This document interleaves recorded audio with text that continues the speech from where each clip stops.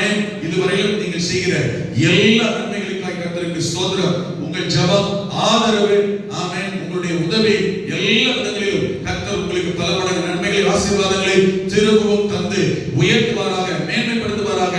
எல்லாவற்றிலும் அவருடைய நன்மைகளை, கிருபைகளை கர்த்தர் நிறைவாய் விளங்க பண்ணுவாராக. கரங்களை உயர்த்தி அல்லேலூயா, அல்லேலூயா, அல்லேலூயா. இந்த காலை நேரத்திலேயும் நாம் ஒருமித்து கர்த்தருடைய சமூகத்திலே கூடி வரவும், ஆண்டவரை உயர்த்தவும், மகிமைப்படுத்தவும் இந்த முதல் ஆராதனையில் கர்த்தர் நமக்கு பாராட்டினுடைய கிருபைகள், நன்மைகளுக்காய் கர்த்தருக்கு ஸ்தோத்திரம். அல்லேலூயா, ஆமென். வாசிக்கலாம். தொடர்ந்து இந்த வாரத்தின் செய்தியை தொடர கர்த்தர் நமக்கு கிருபை செய்வாராக.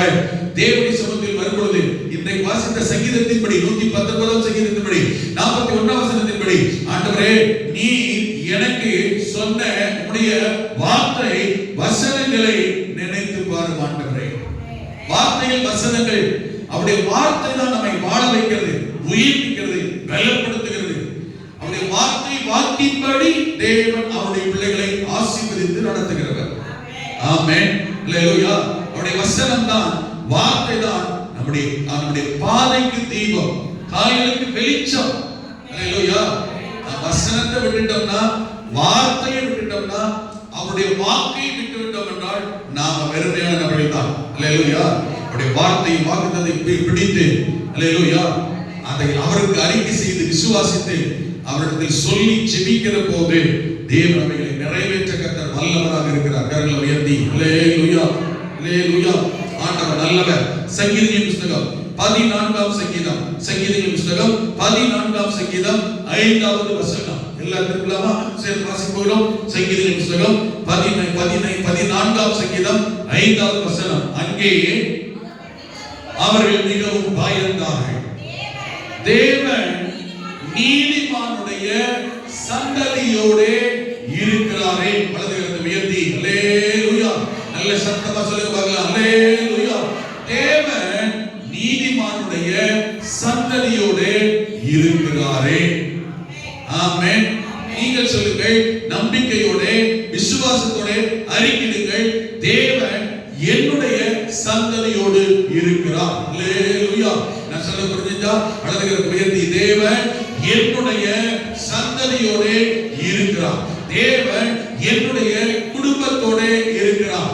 தேவன் என்னுடைய பிள்ளைகளோடு கர்த்தர் இருக்கிறார். தேவன் எங்களோடு கூடவே இருக்கிறார். அல்லேலூயா, ஆமென், பிரைஸ் காட். ஏன் இந்த வார்த்தை, ஏன் இந்த வசனத்தை நாம் கவனிக்கிறோம்? சங்கீதம் 115:12 கர்த்தர் நம்மை நினைத்திருக்கிறார், அவர் ஆசீர்வதிப்பார். யாரை நினைக்கிறார்? எப்படி ஆசீர்வதிக்கிறார்? நம்மை நினைத்து ஆசீர்வதிக்கிற கர்த்தர் நம்மிடத்தில் என்ன எதிர்பார்க்கிறார்? அந்த இரண்டாவது பகுதியில் தான் இந்த இரண்டாவது குறிப்பை நாம் கவனிக்கிறோம். அல்லேலூயா, ஆமென். ஒன்று, கர்த்தர் நம்மிடத்தில் நம்மை நினைத்து ஆசீர்வதிக்க என்ன எதிர்பார்க்கிற இரண்டாவது பகுதியில் ஒன்று, முதலாவது கர்த்தரை நம்புகிற ஜனம், இரண்டாவது கர்த்தருக்கு பயப்படுகிற ஜனம். சங்கீதம் 31:19 வாசி பாருங்க. சங்கீதம் 31:19. ஆமென். கர்த்தருக்கு, ஆமென். சங்கீதம் 119, பிரைஸ் காட், ஸ்தோத்திரம். கர்த்தருக்கு பயந்தவர்களுக்கு, மனுபுத்திரருக்கு முன்பாக உம்மை நம்புகிறவர்களுக்கு. ஒன்று, கர்த்தருக்கு பயப்படுகிறவர்கள். அடுத்து, கர்த்தரை நம்புகிறவர்கள். ஆமென். வசனம் இல்லையா? ஆமென், பிரைஸ் காட். சங்கீதம் 31:19 கர்த்தருக்கு வாசிங்க. எடுத்து லைசன்ஸ் வாசிங்களே. உமக்கு பயந்தவர்களுக்கு, மனுபுத்திரருக்கு முன்பாக உம்மை நம்புகிறவர்களுக்கு. அல்லேலூயா. அங்க எப்படி சொல்றாரு பாருங்க, கர்த்தருக்கு பயப்படுகிறவர்கள், கர்த்தரை நம்புகிறவர்கள். இந்த ரெண்டு குறிப்பை தான் ஏற்கனவே பார்த்துட்டோம். இரண்டாவது கவனித்துக் கொள்வது. அல்லேலூயா. பயம், கர்த்தருக்கு பயப்படுகிறவர்களுக்கும் கர்த்தரை நம்புகிறவர்களுக்கும் தேவன் என்ன வைத்திருக்கிறார்? நீ உண்டு பண்ணி வைத்திருக்கிற உம்முடைய நன்மை எவ்வளவு பெரிதாக இருக்கிறது. என்ன புரியுது உங்களுக்கு? கர்த்தருக்கு பயப்படுகிற ஜனங்களுக்கும் கர்த்தரை நம்புகிறவர்களுக்கும் ஏதோ ஒரு பெரிய நன்மையை ஆண்டவர் வைத்திருக்கிறார். அல்லேலூயா. என்ன பண்ணிருக்கிறாரா? ஒரு பெரிய நன்மையை கர்த்தர் உண்டு பண்ணி வைத்திருக்கிறார். அப்படி என்றால் உங்களுக்கும் எனக்கும் நம்முடைய சந்ததிக்கும் பிள்ளைகளுக்கும் தேவன் ஒரு பெரிய நன்மையை பெரிய ஆசீர்வாதத்தை, பெரிய எதிர்காலத்தை கர்த்தர் ஆமென் உண்டு பண்ணி வைத்திருக்கிறார். அல்லாஹ் பிரசங்கி 3:18 சொல்கிறார், ஆமென் தேவன் சகலத்தையும் அதின் காலத்திலே நேர்த்தியாய் செய்து வைத்திருக்கிறார். நேர்த்தியாய், பெர்ஃபெக்ட்டாக. ஆமென். God made all things in his right time. அவர் சகலத்தையும் அவருடைய காலம் நேரம் நமக்கு எப்பொழுது வர வேண்டுமோ எல்லாவற்றையுமே பெர்ஃபெக்ட்டா நேர்த்தியாய் கர்த்தர் செய்து. நாம செய்தால், நாம பார்த்தால் அது கூட சில நேரத்துல ஒழுங்கினமா சரியில்லாத குறைவுள்ளதா, அடடா இன்னும் கொஞ்சம் நல்லா பண்ணிருக்கலாமோ, அடடா இன்னும் கொஞ்சம் நேர்த்தியா செஞ்சிருக்கலாமோ, அடடா இன்னும் கொஞ்சம் சின்சியரா உண்மையா இருந்திருக்கலாமோ அப்படி நாம கூட நினைப்போம். ஆனா கர்த்தர் ஒன்றை செய்து விட்டால், முடிவு பண்ணிட்டா, உண்டு பண்ணி வைத்துட்டா, அது நேர்த்தியானதா, சின்சியரா, சரியானதா, ஆமென் பெர்ஃபெக்ஷன் உள்ளதாக இருக்கும். கரங்களை உயர்த்தி நான் சொல்ல புரியுதா? ஹல்லேலூயா. எனக்கு புரியுதா சொல்றீங்களா? கொஞ்சம் கரங்களை உயர்த்தி ஹல்லேலூயா. தேவன் அவர் எப்படிப்பட்டவர் என்றால், கர்த்தருக்கு பயந்தவர்களுக்கும், தனக்கு பயப்படுகிற குடும்பத்துக்கும், சந்ததிக்கும், பிள்ளைகளுக்கும், கர்த்தர் தன்னை நம்புகிற, ஆமென் தன்னை நம்பிக்கை வைத்திருக்கிறவர்களுக்கும் தேவன் ஒரு பெரிய நன்மை ஒன்றை வைத்திருக்கிறார். பெரிய ஆசீர்வாதம் ஒன்றை வைத்திருக்கிறார். இந்த காலை நேரத்தில் தேவனுடைய ஜனமே, கர்த்தருடைய பிள்ளைகளை, தகப்பனே, தாயே, சகோதரனே, சகோதரியே, கர்த்தரை நம்புகிறதினால், கர்த்தருக்கு பயப்படுகிற பயம் இருக்கிறதினால் தேவன் உங்களுக்காய், குடும்பத்துக்காய், சந்ததிக்காய் ஒரு பெரிய நன்மை கர்த்தர் உங்களுக்கு வைத்திருக்கிறார். அந்த நன்மை வரும், அந்த ஆசீர்வாதம் வரும். உங்களுக்கு, பிள்ளைகளுக்கு, சந்ததிக்கு வர வேண்டிய ஆசீர்வாதம் வந்தே தீரும். ஹல்லேலூயா. ஆமென். அதனால சந்தோஷமாய், நம்பிக்கையாய், தைரியமாய் இருங்க. உங்களுக்கு ஒரு பெரிய நன்மை காத்திருக்கிறது. ஹல்லேலூயா. அது என்னன்னு நீங்க எதில் எதிர்பார்க்கிறீர்களோ, ஹல்லேலூயா, ஆமென், எதை செய்ய தேவன் வைத்திருக்கிறார் அது வரும். ஒரு பெரிய நன்மை இருக்கிறது. ஹல்லேலூயா. இந்த காலை நேரத்தில் அதை கர்த்தர் உங்களுக்கு நிச்சயம் செய்து உங்களை உயர்த்தி ஆசீர்வதிப்பாராக. ஹல்லேலூயா. இங்கே கவனிக்கிறோம், கர்த்தருக்கு பயப்படுகிறவர்களை அந்த 117 சங்கீதத்தில் நாம் வாசித்தோம், கவனித்தோம். கர்த்தருக்கு பயப்படுகிற பெரியோரையும் சிறியோரையும் கர்த்தர் ஆசீர்வதிக்கிறார். ஹல்லேலூயா. ஹல்லேலூயா சொல்லுங்க. ஹல்லேலூயா. ஆமென். கர்த்தருக்கு பயப்படுகிறவர்களை எப்படி ஆசீர்வதிக்கிறார் என்று தொடர்ந்து நாம் கவனித்துக் கொண்டு வருகிறோம். இன்றைக்கு கடந்த வாரத்தில் இதை சொல்லித்தான் முடித்தோம். கர்த்தருக்கு பயப்படுகிறவர்களை கர்த்தர் ஆசீர்வதிக்கிறார். கர்த்தருக்கு பயப்படுகிற அவருடைய குடும்பத்தை கர்த்தர் ஆசீர்வதிக்கிறார். கர்த்தருக்கு பயப்படுகிற அவருடைய சந்ததி, சந்தானத்தை, எதிர்காலத்தை, வம்சத்தையே கர்த்தர் ஆசீர்வதிக்கிறார். எத்தனை புரியுது? கர்த்தருக்கு பயப்படுகிறவர்கள், அவருடைய குடும்பத்தார், அவருடைய தலைமுறை, சந்ததி, எதிர்கால வம்சத்தை கர்த்தர் ஆசீர்வதிக்கிறார். ஹல்லேலூயா. 112ஆம் சங்கீதத்தில் போன வாரம் வாசித்த வசனத்தை வாசித்தோம். கர்த்தருக்கு பயப்படுகிற 112ஆம் சங்கீதம். ஹல்லேலூயா.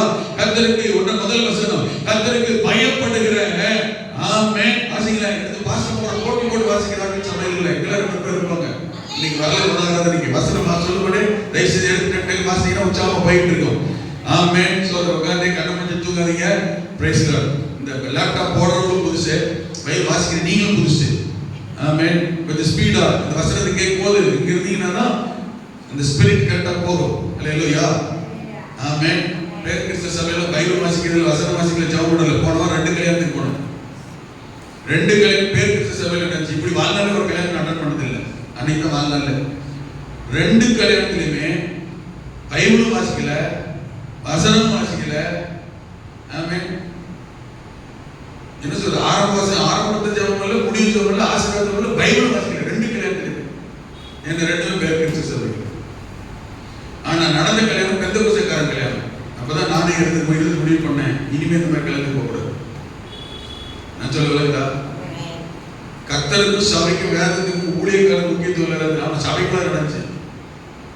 அந்த மாதிரி நான் அப்புறம் தான் ஜெபம் பண்றேன். ஆண்டவரே, என்னை ஒரு அபிஷேகம் பண்ண பெந்தகோஸ்தே சபையில என்னை வச்சிருக்கிற சோதரம், பெந்தகோஸ்தே ஊழியக்காரன் வச்சிருக்க சோதரம். நம்ம சபையில ஒரு நாள் உள்ள நுழைஞ்சாலே கர்த்தர் இருக்குது, ஆண்டவர் ஆவியானவர் தெரியும். 2 பேர் தான் தெரியல. ஹல்லேலூயா. நம்ம சபைக்குள்ள வந்து வேதத்துக்கு வசனத்துக்கு சதிக்கு முக்கியத்துவம் கொடுக்கணும். செத்த சபை மாதிரி உட்கார்ந்து இருக்கக்கூடாது. ஆவி இல்லாம அனல் இல்லாம என்ன செய்யக்கூடாது. அதனால இங்க வர சிலரால் தொடர்ந்து வர முடியல, இருக்க முடியல. வசனம், வேதம், சத்தியத்தை கேட்கறதுக்கு அதுல இருக்க முடியல. மாம்சத்தின் ஆவியில, ஆமென், பிசாசின் ஆவியில, மாம்சிக ஆளுகையில் இருக்கிறவங்க எல்லாம் இருக்க முடியாது, வர முடியாது. நான் சொல்றது புரியுதா? சபைக்குள்ள வந்துட்டோம். ஆண்டவருக்கு பரிசுத்தருக்கும் இடம் கொடுக்கிற போதுதான் எவர்கள் தேவனுடைய ஆவியினால் நடத்தப்படுகிறார்களோ அவர்கள் தான் தேவனுடைய புத்திரர் எனப்படுவார். நான் சொல்லுகிறது புரியுது? கர்த்தர் அந்த காலத்தில் கிரியை செய்வாராக. ஆண்டவர் கிருபை தருவாராக. வசனங்களை வாசிக்கும் தயவு செஞ்சு இடம் கொடுங்க.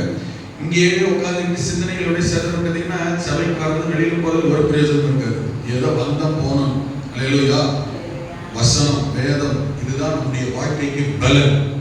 ஆண்டவர் இடம் கொடுக்க, கர்த்தருக்கு இடம் கொடுக்க கர்த்தர் கிருபை செய்வாராக. அல்லேலூயா. ஆண்டவர் நல்லவர். 112ஆம் சங்கீதம் 1வது சொல்லப்பட்டிருக்கிறது.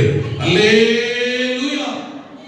கர்த்தருக்கு பயந்து அவருடைய கட்டளைகளில் மிகவும் பிரியம். அவன் பாக்கியவான்.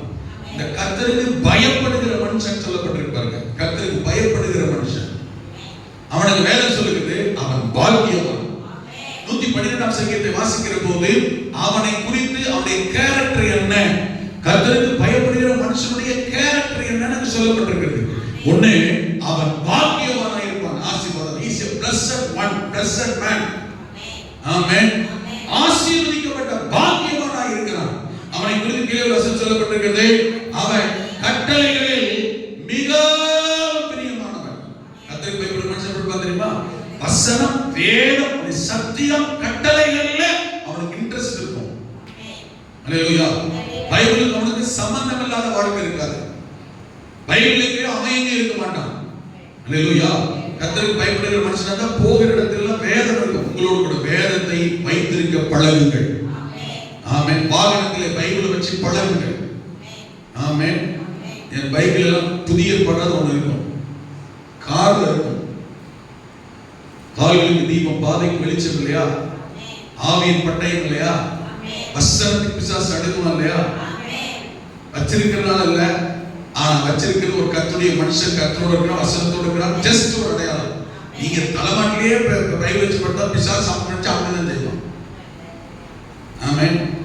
ஆனா நான் ஒரு பரிசுத்தவான், தேவனுக்கு பயப்படுகிறவன், கர்த்தருடைய வார்த்தையை நேசிக்கிறேன் என்று ஜஸ்ட் ஒரு அடையாளமாவது இருக்கு. வீடுகளில் இருக்கட்டும், வேலை செய்கிற இடங்களில் வேதங்களோடு இருக்கட்டும். அதான் செல்ல வச்சிருக்கேன் பாஸ்டர். இதுக்கு பேர் பைபிள் கிடையாது. அடிக்கடி நான் சொல்லுவேன், இதுக்கு பேர் என்ன கிடையாது, இதுக்கு பேர் பைபிள் கிடையாது. இதுக்கு பேர் செல்போன் தான். இதுக்கு பேர் தான் பைபிள். இது செல்போன் ஆகாது. இதுல ஆப் இருக்கலாம், இது பைபிள் ஆகாது. நான் சொல்றது புரியுது? நிறைய ஊழியக்காரர்களே நீங்க பாத்தீங்கன்னா ஃபுல் பீட் வரும்போது பைபிளோட வரதில்லை. இதை தான் தூக்கிட்டு வைக்கிறாங்க. ஜபரத்துக்கு இதை தான் தூக்கிட்டு வர்றாங்க. நான் அநேகரை பார்க்கிறேன். நீங்க ஊழியர்களே தவறான முன்னுதாரணத்தில் இருக்கிறார்கள். ஆமென். ஒரு வீட்டுக்கு அவசரம் போகணும்னு நினைச்சாலும் என் கையில பைபிள் கேட்டா அந்த வீட்டுக்குள்ள நுழைய மாட்டேன். இன்னைக்கு வரைக்கும் செல்போன்ல பைபிள் இருந்து இதை வச்சு ஜவம் இது தலைமுறை பேய் போனீங்களா டெஸ்ட் பண்ணுங்க. உள்ள இருக்கிற புரிஞ்சுக்கிட்டு தான் வருமே தவிர இதுல பைபிள் இருக்குதுங்க இதை தலைமுறை வச்சு ஜவம் பண்ணாலும் பேய் போகாது, அற்புதம் நடக்காது. இது பேர் எதுக்கு இந்த ஆப்? இதில் பைபிள் சொன்னா பஸ்ஸில் போகும்போது பைபிள் தூக்கி உள்ள வைக்க முடியல, ஃப்ரீ டைம் இருக்கு, இருக்கக்கூடிய பைபிள் வாசிக்க சொல்ல, வீடுகளில், வேலை செய்யறதுல, பஸ்ஸில் பிரயாணம் பைபிள் கொண்டு போக இல்லாத சொல்லிக்கிட்டாங்கன்னு அதை வாசிக்கலாம், பாட்டு கேட்கலாம். சரியா? இல்லாத சொல்ல பயன்படுத்துறதுக்காக ஆப்ஷனாக தான் வைக்கப்பட்டிருக்கே தவிர இதுதான் பைபிள். சபைக்கு பைபிள் இல்லாம செல்ல தூக்கிட்டு என்னைய பாரு அழக பார்க்க தூக்கி வரக்கூடாது. இதை வச்சுல கர்த்தர் ஆசீர்வதிக்க மாட்டார். நான் சொல்லுறது புரியுது? ஆமென். ஆமென். ஆப், இதுல நிறைய ஆப் இருக்கு. அது ஒண்ணு நான் பார்த்தேன், ஆப் பக்கெட்னு. என்னவா ஆப் பக்கெட்னு ஒண்ணு இருக்குது. கருவாடு, கத்திரிக்காய், தக்காளி வாங்கி இதை தூக்கி வாங்கிட்டு பார்க்கலாம் பக்கெட்ல. ஹலோ, வந்துட்டீங்களா? நான் சொல்றது வளர்ந்தா ஆப் பக்கெட்னா பேர். இது தூக்கி போய் கத்திரிக்காய், தக்காளி வாங்கி இதில் போட்டு நம்ம பார்க்கலாம். போட முடியுமா? வளர்ந்தா இல்லையா? இது பேர் பைபிள் இல்லை. பைபிளை வச்சு பழக்க, வேதத்தை புதிய படாது பைபிள் வச்சு போகும்போது வரும்போது உங்களை பாதுகாப்பு. அல்லேலூயா. வாசிக்க பதவும். அல்லேலூயா. பிசாசு நடுங்குவான். அல்லேலூயா. வேலை செய்கிற இடத்துல வச்சு பழகுங்க, உங்க சீட்ல வச்சு பழகுங்க. அல்லேலூயா. நீங்க இருக்கிற இடங்கள்ல பைபிள் வச்சு பழகுங்க. உங்க வீட்டுக்குள்ள நுழையும் போது வேதம் தெரியுற மாதிரி வச்சு பழகுங்க. நிறைய பேர் வீட்டுல கேலண்டர் கிடையாது. கொண்டு போய் சீக்கிரட்டா ரகசியமா பெட்ரூம்ல எல்லாரும் பாத்ரூம்ல யாரும் போனதில்லை, அதனால தெரியல. கேலண்டர் கொண்டு பாத்ரூம்ல கூட வச்சிருக்காங்களான்னு தெரியல, தெரியக்கூடாது. அப்பதான் இந்த வருஷம் போற வீடுகளை நான் யோசிக்கிறேன். இனி நம்ம சர்ச்சில் கேலண்டர் அடிச்சு கொடுக்க வேண்டாம். யாரோ ஒரு சில வீடுகளில் நான் போனோடனே கண்ண நேரத்துக்கு அந்த இடம் இந்த வீட்டில் நம்ம சர்ச்சு கேலண்டர் பார்வையில் இருக்கா? நிறைய பேருக்கு பார்வையில் கிடையாது. பெட்ரூம்ல நம்ம சில வீட்டில் கேட்பேன், எங்க கேலண்டர்ல நான் உள்ள வச்சிருக்க, உள்ள கொண்டு வைக்கிறதுக்கு சீக்கிரட்டா நீ பாக்குறக்க உள்ள கொண்டு வச்சிருக்க கேலண்டர் கொடுக்குது. இங்க போட்டோ போட்டதுன்னா பப்ளிசிட்டி பண்ண வேண்டாம். நீங்க அதை வேணா நீங்க உங்க கண்ணாடி முன்னாடி வச்சு எங்களுக்காக ஜவ் பண்றதுக்காக கொடுத்துருக்கோம். டெய்லி பார்க்கறத சொல்லி எங்க குடும்பம் ஒரு நிமிஷம் அளவு தான் எழுதிருப்பேன். என்னன்னு எங்களுக்காக ப்ளீஸ் ப்ரே ஃபார் அஸ், எங்களுக்காக டெய்லி பார்க்கும்போதாவது இந்த பாஸ்ட் பாவங்க ஆசிரியர் ஒரு தொல்லை தாங்கல, இவர் கொஞ்சம் பார்க்க செய்யல, ஆனாலும் கிருபி ஆசிரியர் சும்மா ஒரு வார்த்தை சொல்லுங்க. ஆனா கேரக்டர் அது கொடுக்கல. அதுலயும் உங்க போட்டோ இருக்குன்னா பையன் கூட உள்ள மறைச்சு வச்சிருக்குன்னு சொன்னீங்கன்னா ஓப்பனா சொல்லிருங்க. இனி அடுத்த வருஷம் எல்லாம் யார் வீட்டுல என் பார்வைக்கு கேலண்டர் வெளியே நீங்க ஆள்ல மாட்டலையோ உண்மையை சொல்லிடுவேன். கேலண்டர் வாங்காதீங்க, புரியுதா? மாட்டாங்க. அதுல ஒரு பிரயோஜனம் இல்லை. கேலண்டர் சர்ச்சை ட்ரெஸ் போட்டு கொடுக்குற இந்த சபை விசுவாசி தெரியுன்றதா நாமளா எல்லா ஸ்தாபனம் எல்லா சபை சம்மந்தமே இல்லாத கேலண்டர்ல வெளியில தூக்குது. நம்ம சபை கேலண்டர் வெளியில இல்லை. நான் இந்த சபை விசுவாசி கேலண்டர்ல வசனங்களை வெளியில போட்டு பழக இன்னைக்கு போய் தேடுங்க. ஆமே. சில வீட்டுல நான் தான் கண்டுபிடிக்க அரண்டு போயிட்டேன் போன வாரம் ஒரு வீட்டுக்கு போய். ஆமே. மீசை இப்படி வச்சு எனக்கு தாடியை போட்டு, ஆமே சோதரன் என் தலையில சிலுவையை போட்டு அப்படி வச்சிருந்தாங்க. இது யாருக்கு பார்த்தா சர்ச்சை பார்த்தா கண்டுபிடிச்சேன். நிச்சய வரைச்சல் கூட நிக்கிறது வேற யாருமா இருக்கு. நீங்க தான் பார்த்தேன். என்ன போகலாம், ரெண்டு கொம்பு வேற இருக்கு, சாத்தான் ஆக்கிட்டாங்க ரெண்டு கொம்பு. என்ன இது வேஷம் அப்படிங்க, என்ன இப்படி பண்ணிட்டீங்களே. நீங்க உங்களுடைய கேரக்டர் இப்படி எல்லாம் இருந்தா எப்படி இருக்குன்னு என் பிள்ளை பார்த்துட்டான். இந்த வேஷம் போடுறது யார் தான்? மக பேத்தி. அம்மா வேற ஒண்ணும் கிடைக்கலையா அப்படி அடுத்து திருப்பினா அடுத்தது மீசை இல்லாம இருக்கு, அது எப்படி பண்ணாங்கன்னு தெரியுது. சின்ன பிள்ளைகள் ரைட் ஓகே, ஆனா வசனங்களை கிழிக்காதீங்க, வேதத்தை கிழிக்காதீங்க. நான் சொல்ல தெரிய புரியுது. ஆமே. இத என்ன என்னை பண்ணிட்டீங்கன்னு நான் சொல்லல, அந்த பாதி என்ன செஞ்சிருக்கேன். சில வீட்டுல போய் பார்த்தேன் கேலண்டர் சர்ச்சுக்கு இல்லமா சர்ச்சை ட்ரெஸ் இருந்தீங்களா, அது மட்டும் இல்ல. ஆமே. அப்போ இது நமக்கு அவங்களுக்கு என்னவா இல்ல, அத்தியாவசியமான தேவையா இல்ல. வீட்டுல இருக்கிற எல்லா படத்தோட ஒன்னா தெரியுது. இது உதாசீனப்படுத்தணும். வசனத்தை வேதத்தை டெய்லி கேலண்டர் இத்தனைக்கும் நீங்க நினைப்பா சும்மா போய் ஏதோ ஆர்டர் கொடுத்துக்கலாம் கிடையாது. தமிழ் இங்கிலீஷ் ரெண்டுமே இருக்கா, பிள்ளைங்க தமிழ் வாசிக்கணும் இங்கிலீஷ் வாசிக்கணுன்றதுக்காக செலக்ட் பண்ணி மந்த்லி வசனம் என்ன, வார வசனம் டெய்லி வசனம் என்ன, போயிட்டு அந்த கடையில உட்காந்து பல மணி நேரம் டைம் ஸ்பெண்ட் பண்ணி ஒவ்வொரு வருஷம் ஜாப் பண்ணிருக்காங்க செலக்ட் பண்ணுறோம். நீங்க நினைக்கிற போற ஆர்டர் கொடுக்கலாம் கிடையாது, புரியுதுங்களா? ஏன் தெரியுமா? டெய்லி வசனம் வாசிக்கணும், தமிழ்லையும் வாசிக்கணும் இங்கிலீஷ் வாசிக்கணும். அப்படியே பார்த்தேன் தமிழ் இங்கிலீஷ்லயும் இருக்கு, போய் பாருங்க என்ன. ஆமே. அது நிறைய பேர் தெரியாது. நான் சொல்லிட்டு வச்சுருக்கேன். நிறைய பேர்ல இன்னொரு வீட்டுக்கு போறேன், நான் சொல்ற நடைமுறை பார்க்குறேன், எனக்கு வரும்போது சொல்லிடுறேன். சில வீட்டுல கேலண்டர் பார்க்குறேன் சுருட்டி இந்த கொண்டை கொடுத்து பார்த்தீங்களா, அந்த நியூஸ் பேப்பர் டேபிள் இருக்குல்ல அதுக்கு அடியில பார்த்தேன் ஒரு வீட்டுல கேலண்டர். சமீபத்தில் சொல்றேன், இதெல்லாம் இந்த மாசத்துல நடந்தது, 6 மாசத்துக்கு பிறகு. ஆமே. அப்போ இது வசனம் வேதம் வசனத்துக்கு முக்கியத்துவம் கொடுங்க. மறுபடியும் சொல்லிடுறேன், உங்க வீட்டுல இருக்கிற அந்த அந்த சீக்ரெட் அறையில இருக்கிற நம்ம எங்கேயோ ஓடி ஒழிச்சு கிச்சன் ரூம்ல பாத்ரூம் ரூம்ல எங்கேயா வச்சிருந்தீங்கன்னா அதை தூக்கிட்டு வந்து 4 பேர் வந்து உட்கார்றதுல அவங்களுக்கு கூட ஆண்டு வசனம் பேசுறது. இது ஜீவனுள்ள வார்த்தைங்க, வசனம் இல்லையா? உங்க கூட டெய்லி பேசுறது நம்ம முக்கியத்துவம் கொடுத்தா தானே பேசுவோம். ஆனா வர்றவங்களுக்கு பார்க்கும்போது அந்த வசனம் பேசணும், உள்ளங்களுக்கு கிரியை செய்யணும். அல்லேலூயா. உனக்கு அவராலே நிறைவான பலன் கிடைப்பதாக அந்த வாசிக்கும் ஒரு ஆறுதல் வரட்டும். நிறைய பேர் வீட்டுல இந்த கேலண்டர் வாங்கி மாட்டிட்டு டெய்லி கேலண்டர் இதுக்கு மேல மாட்டி வச்சிருக்காங்க. நான் சொல்லுங்க, சில வீட்டுல இந்த கேலண்டர் மாட்டி அதுக்கு மேல எங்க போட்டோ மாட்டி வச்சிருக்காங்க, தனித்தனியா மாட்டி. வசனங்கள் ஜனங்களோடு பேசட்டும், வார்த்தை பேசட்டும், வசனம் பேசட்டும். நான் சொல்ல புரியுது. கேலண்டர் கொடுக்குறது டெய்லி கேலண்டர் நல்ல நேரம் ராகலை அம்மகண்டெல்லாம் கண்டுபிடிக்க முடியாது. நீங்க அப்படின்னாலுமே எப்படியோ கண்டுபிடிச்சு எல்லா கல்யாணம் நடக்கிறது, கல்யாணம் கிறிஸ்தவ கல்யாணம் நடக்குது. எனக்கு பத்திரிக்கை வைக்கிறாங்க, அதனால அந்த நேரத்துக்கு நான் போறது கிடையாது. இத்தனை மணி டு இத்தனை மணிக்குள்ள அதை தாண்டிட்டா என்ன வந்துடும். ஆனா போய் உட்கார்ந்து இருக்கு. ஆமா, உயிரை கை வச்சு 7 மணி நேரம் இவங்க வேற ஏசுறாங்க. உங்க கூட வரங்க பயமா இருக்கு. இப்படி போறீங்க. நான் சொன்னேன், கல்யாண பத்திரிகையில் என்ன டைம் போட்டிருக்க, 10 மணி ஊழியம் கண்டு செய்யணும். அவங்க எத்தனை மணிக்கு வராங்க, அங்க போய் உட்காந்தா உயிரை கையில குடிச்சிட்டு போய் ஆமே கொஞ்ச நேரம் கண்டுபிடிக்க, இல்லைன்னா எனக்கு பின்னாடி வந்துரு, இல்லைன்னா பஸ்ஸில் வந்துரு, நான் போயிடலாம் சொல்லி 10 மணிக்கு போயிருந்தா 11 வேலைக்கு பொண்ணு மாப்பி மெது வந்து நான் இவங்களை பார்க்கவே இல்லை. ஆமே. ஏன்னா 10 மணிக்கு கல்யாணம் உயிரை கல்வி பத்திரிக்கை நேரம் வச்சிருக்கு. ஆனா போட்ட டைம் பார்த்தீங்கன்னா 10 to 11 இல்லையா, 11:30 10 மணிக்கு 11:30. அப்ப என்ன கான்செப்ட் போட்டிருக்கிறாங்க? எடுத்து ராகாலும் பஞ்சாங்கத்தெல்லாம் பார்த்து டைம் போட்டுக்கிறாங்க. கிறிஸ்தவ பத்திரிகையில் கத்தர் பார்த்தாரு, புடவை காணும், பாவாடை காணும், சூவை காணும், செருப்பு காணும். வந்து சேர்த்து 11 முடிய போற நேரத்தில் காலையில் சாப்பிட வேற இல்லை. எனக்கு 10 மணி சொல்லிட்டாங்க, முடிச்சு சோறு போடுவோம். போட்டது 2 மணிக்கு கிருதிகள் வந்து மைண்ட் வந்து பார்க்க கேட்டேன், ஏன்னா ஒரு சாக்லேட் இருந்தா கூட இவங்க வேணும்யா. நான் தான் எவ்வளவு பெரிய தீர்க்கத்தை சொல்றதில்ல, எந்த கல்யாணம் சொன்ன நேரம் நடந்திருக்கு. அப்பவும் சொன்னேன், அவங்க எப்படி இருக்கிறாங்க எனக்கு முக்கியம் இல்லை, எனக்கு சொன்ன டைம். காண ஒரு கல்யாணத்துக்கு ஏசி கூட்ட உட்கார போனவன் தான் அந்த கல்யாணம் எடுக்கிறார். எங்க இருக்கிறாரு, வந்தாரா, போனாரா, சாப்பிட்டாரா, ஆமே சாப்பிட்டீங்களா, ஏன் இப்படி இருக்கிறீங்கன்னே தெரியல. ஆமே இப்பெல்லாம் அப்படித்தான் நடக்குது. பத்திரிகைக்கு வரும்போது மட்டும் குடும்பமா வந்துருங்க, தவறாம வந்துருங்க, கண்டிப்பா வந்துடணும். ஆமே போன பிறகு வந்தீங்களா, போற வரைக்கும் போயிட்டீங்களா, சோத்திரிகளோட கேட்குது. ஆமே என்ன தெரியுமா பாஸ், ஏன்னா அப்படி சூழ்நிலை. நான் உங்களை சொல்லல, என்னை பொறுத்த என் கூட இருக்கிற நீங்க எங்கேயுமே என்ன செஞ்சதில்லை. அப்படின்னா எப்படா பாஸ் வருவாரு, எப்ப கவனிக்கலாம், கூட வரது ஊழியக்காரன். கத்தருக்கு அடுத்தபடி அந்த கல்யாணத்தை ஆசிரியர் ஊழியக்காரன் தான். நீங்க 1000 சொந்த பந்த மாமனார் மாமியார் கல்யாணத்துக்கு 3 பேர் தான் முக்கியம். 1 கத்தர், 3 கொடுமாப்பிள்ள, 2 நடத்துறது ஆசிரியர் ஊழியக்காரன். அது தெரிஞ்சுக்கங்க. அப்பா அம்மா எல்லாம் தான் கல்யாணம் நடத்தணும், தெரியுமா? ஆமே.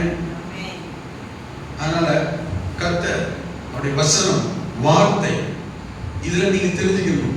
ஊழியக்காரர்களை கூப்பிட்டு வச்சுட்டு கவனமா கவனிக்காம, சொந்தக்காரன் கவனிப்பான், வேலை செய்யறவனை கவனிப்பான், மச்சானை கவனிப்பான், மாமனார் கவனிப்பான், பாஸ்டர் ஒதுங்கின்னு சொல்ற இடத்துல இருக்கேன். நானும் கல்யாணத்துக்கு போயிருக்கேன், கொஞ்சம் ஒதுங்க. கல்யாணம் விட்டு இறங்கி வந்த இடம்லாம் இருக்கு, தெரியுமா உங்களுக்கு? ஒதுங்கின்னு வெளியே போட்டு சொன்ன மாதிரி எனக்கு என்ன வேலை? நான் சொல்ல புரியுதுங்களா? வாழ்க்கையில நடைமுறை பார்த்தீங்கன்னா உண்மை பிராக்டிக்கல். வழிபடுத்த பேசிக்கிட்டு இருக்கேன், உண்மை பிராக்டிக்கல். அந்த குடும்ப ஆசாரம் இருந்ததில்லை இன்னைக்கு வரைக்கும். இதெல்லாம் மைனூட்டான காரியங்கள். பார்வையில மனுஷனா தெரியலாம், மனுஷனா நிக்கிறவர் ஆணுடைய ரெப்ரசன்டேட்டிவா வராது. நான் சொல்றது புரியுதா? இதெல்லாம் தெரிஞ்சுக்கங்க, கர்த்தருடைய காரியங்களை தெரிஞ்சுக்கங்க. எவரை கனம் பண்ணணும், எவரை கூப்பிட்டா எப்படி நடத்தணும். நான் சொல்ல புரியுதா? வர்றது மனுஷன் தான். வயசுல கம்மியா இருக்கலாம், படிப்புல கம்மியா இருக்கலாம், வசதியாக கம்மியா இருக்கலாம். ஆனா வந்தவரை கர்த்தர் வர்றதுக்கு அடையாளமா வந்து நிற்கிறார். இயேசு கண்ணில் பார்த்துருக்கீங்களா? ஹலோ, ஆண்டவர் கண்ணில் பார்த்துருக்கீங்களா? பாஸ்டர் ஆண்டவரா? வசனம் சொல்லிட்டா, உங்களை ஏற்றுக்கொள்கிறவன் என்னை ஏற்றுக்கொள்கிறான், என்னை ஏற்றுக்கொள்கிறவன் என்னை அனுப்பினவரை. என்ன அர்த்தம்? ஊழியக்காரர் வராருன்னா கர்த்தர் வராரு அர்த்தம். அவர் கர்த்தர்ல ரெப்ரசன்டேட்டிவ் வராரு அர்த்தம். ஆனா சில வீடுகளில் போகும்போது கூப்பிட, கவனிக்க, கனம் பண்ண, சாப்பாடு கொடுக்க ரொம்ப அக்கறையா முடியாது. யாருக்கும் சாப்பாடு போட மாட்டாங்க, யாரும் தண்ணி கொடுத்துக்க மாட்டாங்க. அவங்க ஸ்டேட்டஸ் தான்.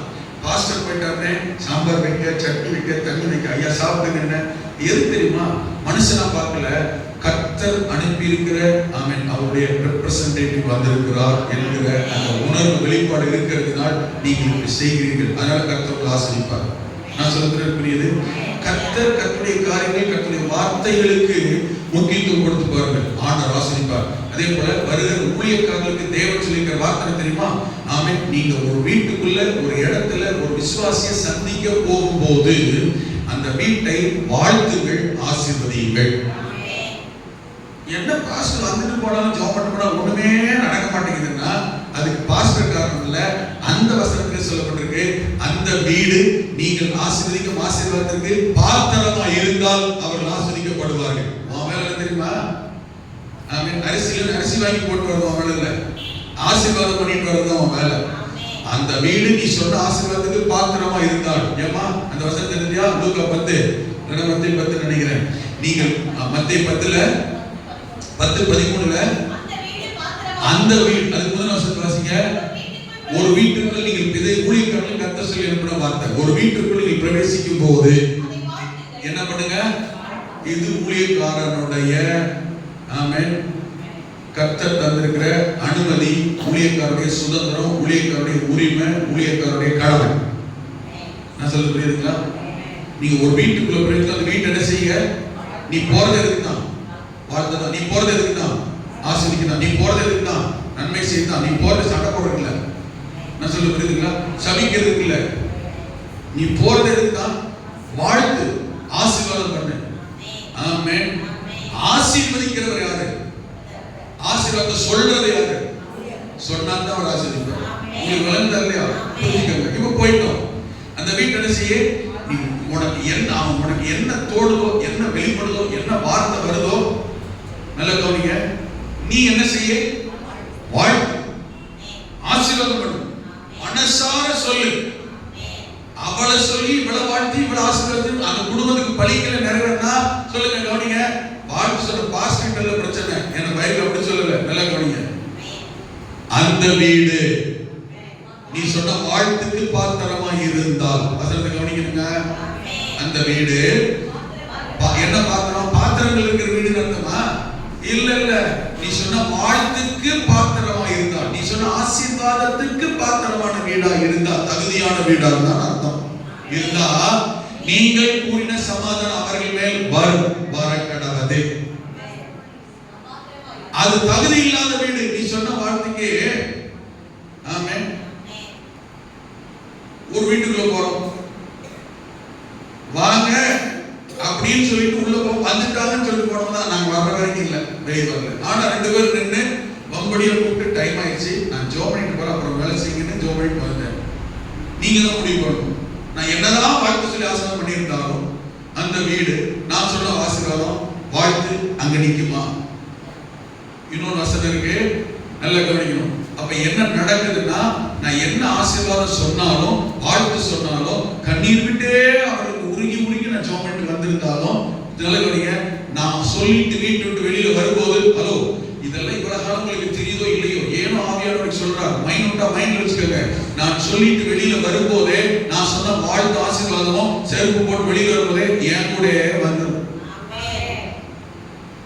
அப்படி வசனம் இருக்கா பாஸ்டர்? இல்லாத கதையெல்லாம் சொல்லிட்டு இருக்கீங்க, இல்லாதெல்லாம் கலவு இருக்கீங்கள, ஏமா முன்னா சத்தியம் கொடு, இல்லாதெல்லாம் கலவு இருக்கீங்களே, இவ்வளவுதான் நாங்க கேள்விப்பட்டதே இல்லையே, புதுசா சொல்றீங்களே. இல்ல அந்த வசனத்திலே சொல்லியிருப்பாருங்க, அந்த வீடு தகுதி இல்லாததாய் இருந்தால் நீங்கள் கூறின சமாதானம் வாழ்த்து ஆசீர்வாதம் உங்க கூடவே திரும்பவும் வந்து. இப்ப எங்க இருந்து ஆசீர்வாதம் தங்கும்? நீங்க தான் முடிவு பண்ணணும். இப்ப இதுக்கு ஆசீர்வாதத்துக்கு ஆசீர்வாதம் வந்து அவர் சொல்லியும், எங்க பாஸ்டர் மாசத்தோடு வராரு, ஜெபம் பண்றாரு, காணிக்கையெல்லாம் கூட வாங்கிட்டு போறாரு, ஆனா இவரு வந்தாலும் மாறல, ஜெபமும் மாறல, இவர் என்ன சொல்ல நடக்க மாட்டேங்குது. எங்க பாஸ்டர் சரியில்லை முடிவு பண்ணீங்கன்னா, சரியில்லாத நபர் நீங்க தான். நான் சொல்ற வசனம், ஹலோ உட்கார்ந்தீங்களா? தெளிவா புரியுதா? ஆமென். பிரச்சனை யாருக்கும் இல்ல. அதுக்காக பிரச்சனையோட வர இருக்கிற பாஸ்டர் வந்து ஜெபம் பண்ணாலும் கிரியை நடக்காது. அதுல இருக்கு வர்ற எல்லாத்தையும் தலையை கொடுத்து ஜெபம் பண்ணீங்கன்னா அவனுடைய மாம்ச ஆவி உங்களை தாக்குன்றதையும் நீங்க மறந்துடுறாரு. பைபிள்களை படிக்கும் போது பாஸ்டர் இங்க சொல்லி கொடுத்தாரு. இன்னைக்கு இருக்கிறார் கொடைக்கானல்ல பாஸ்டர் ஜெயபாலன். இன்னைக்கு இருக்கிறார் நம்ம ஏஜி சாதனத்துல பிரின்சிபலா இருக்கிறார், அசிஸ்டன்ட் சூப்பரண்ட் வரைக்கும் இருக்கிறார் ஜெயபாலன். இன்னைக்கு கொடைக்கானல் போயிருக்கிறார் ஏஜி பாலன். அவர் பைபிள் டீச் பண்ணும்போது 95 வருஷத்துல எங்களுக்கு சொல்லி கொடுத்தவர் தான். அவர் அபிஷேகத்தை சூப்பரா நடத்துவார். அவர் வந்து ஜெபம் ஆகணும்னா கிட்டத்தட்ட ஒரு 90% விசுவாசிகள் ஆவியில் தொடர்புறாங்க, புதுசு அபிஷேகம் வருவாங்க. அந்த கிருபை அந்த ஸ்பிரிட் ஆஃப் ஜெபம் அவர் சொல்லி கொடுத்ததுதான். இது அவர் தியாலஜி அவர் டீச் பண்ணதான். உங்களுக்கு புரியுதா? அவர் சொல்லுவாரு, எந்த ஊழியக்காரர் வந்தாலும் போயிட்டு தலையை கொடுத்து நீக்காத. ஒவ்வொரு மனுஷனுக்குள்ளேயும் 3 ஸ்பிரிட் இருக்கு. ஒரு பரிசுத்த ஆவியானவர், புரியுதா? இன்னொன்னு செல்ஃப் ஸ்பிரிட், மாம்சத்தின் ஆவி இருக்கு. மாம்சத்தின் கேரக்டர் சுபாவம் இருக்கு. உங்களுக்கு புரியுதா? 3வது பிசாசின் ஆவி இருக்கு. இது 3 ஒரு மனுஷனுடைய ஆவியை 2 தான் கண்ட்ரோல் பண்ணணும். மனுஷனுடைய ஆவியை ஸ்பிரிட்டை, நம்முடைய ஸ்பிரிட்டை 2 தான் கண்ட்ரோல் பண்ணணும். ஒன்னு பரிசுத்த ஆவியானவர், ஆண்டவர், கடவுள், கர்த்தர். இன்னொன்னு அசுத்த ஆவி. இது 2 தான் மனுஷனுடைய ஸ்பிரிட்டை டைவர்ட் பண்றது, சிந்தையை கெடுக்கிறது, செயல்பட வைக்கிறது. எத்தனை பேர் விளக்குது? இப்போ எப்பேற்பட்ட மனுஷனா இருந்தாலும் அவர் என்ன கேரக்டர், என்ன சுபம் உள்ளவராக இருக்கிறாரோ வர்றவங்களுக்கெல்லாம் போய் தலையை ஜெபம் பண்ணா, ஆமென். ஒரு தலைவருக்கு ஜெபம் பண்ணும் போதே தொடும் போதே ஆசீர்வாதமோ வல்லமையோ பலனோ ஒரு தொடுதல் உணர்வு வருதா இல்லையா? அப்படி எல்லாம் நடக்குது. அப்படி யோசிக்கிறீங்களா? ஆமென். என்னோட வாழ்க்கை அனுபவத்துல அதிகப்படியா 2 அல்லது 3 பாஸ்டர் தவிர இந்த 40 வருஷ கிறிஸ்தவ வாழ்க்கையில பெரும் மேக்சிமம் 2 அல்லது 3 பேர் தவிர வேற யாரும் தலைவர் இருக்க மாட்டாங்க. ஒண்ணு என்னுடைய ஆவிக்குரிய தகப்பன். ஆமென். அவரு எப்ப வேணாலும் தலைவர் கேட்கலாம், என்னை ஜெபம் பண்ணலாம், என்னை ஆசீர்வதிக்கலாம். அவருக்கு ரைட்ஸ், அவருக்கு தான்.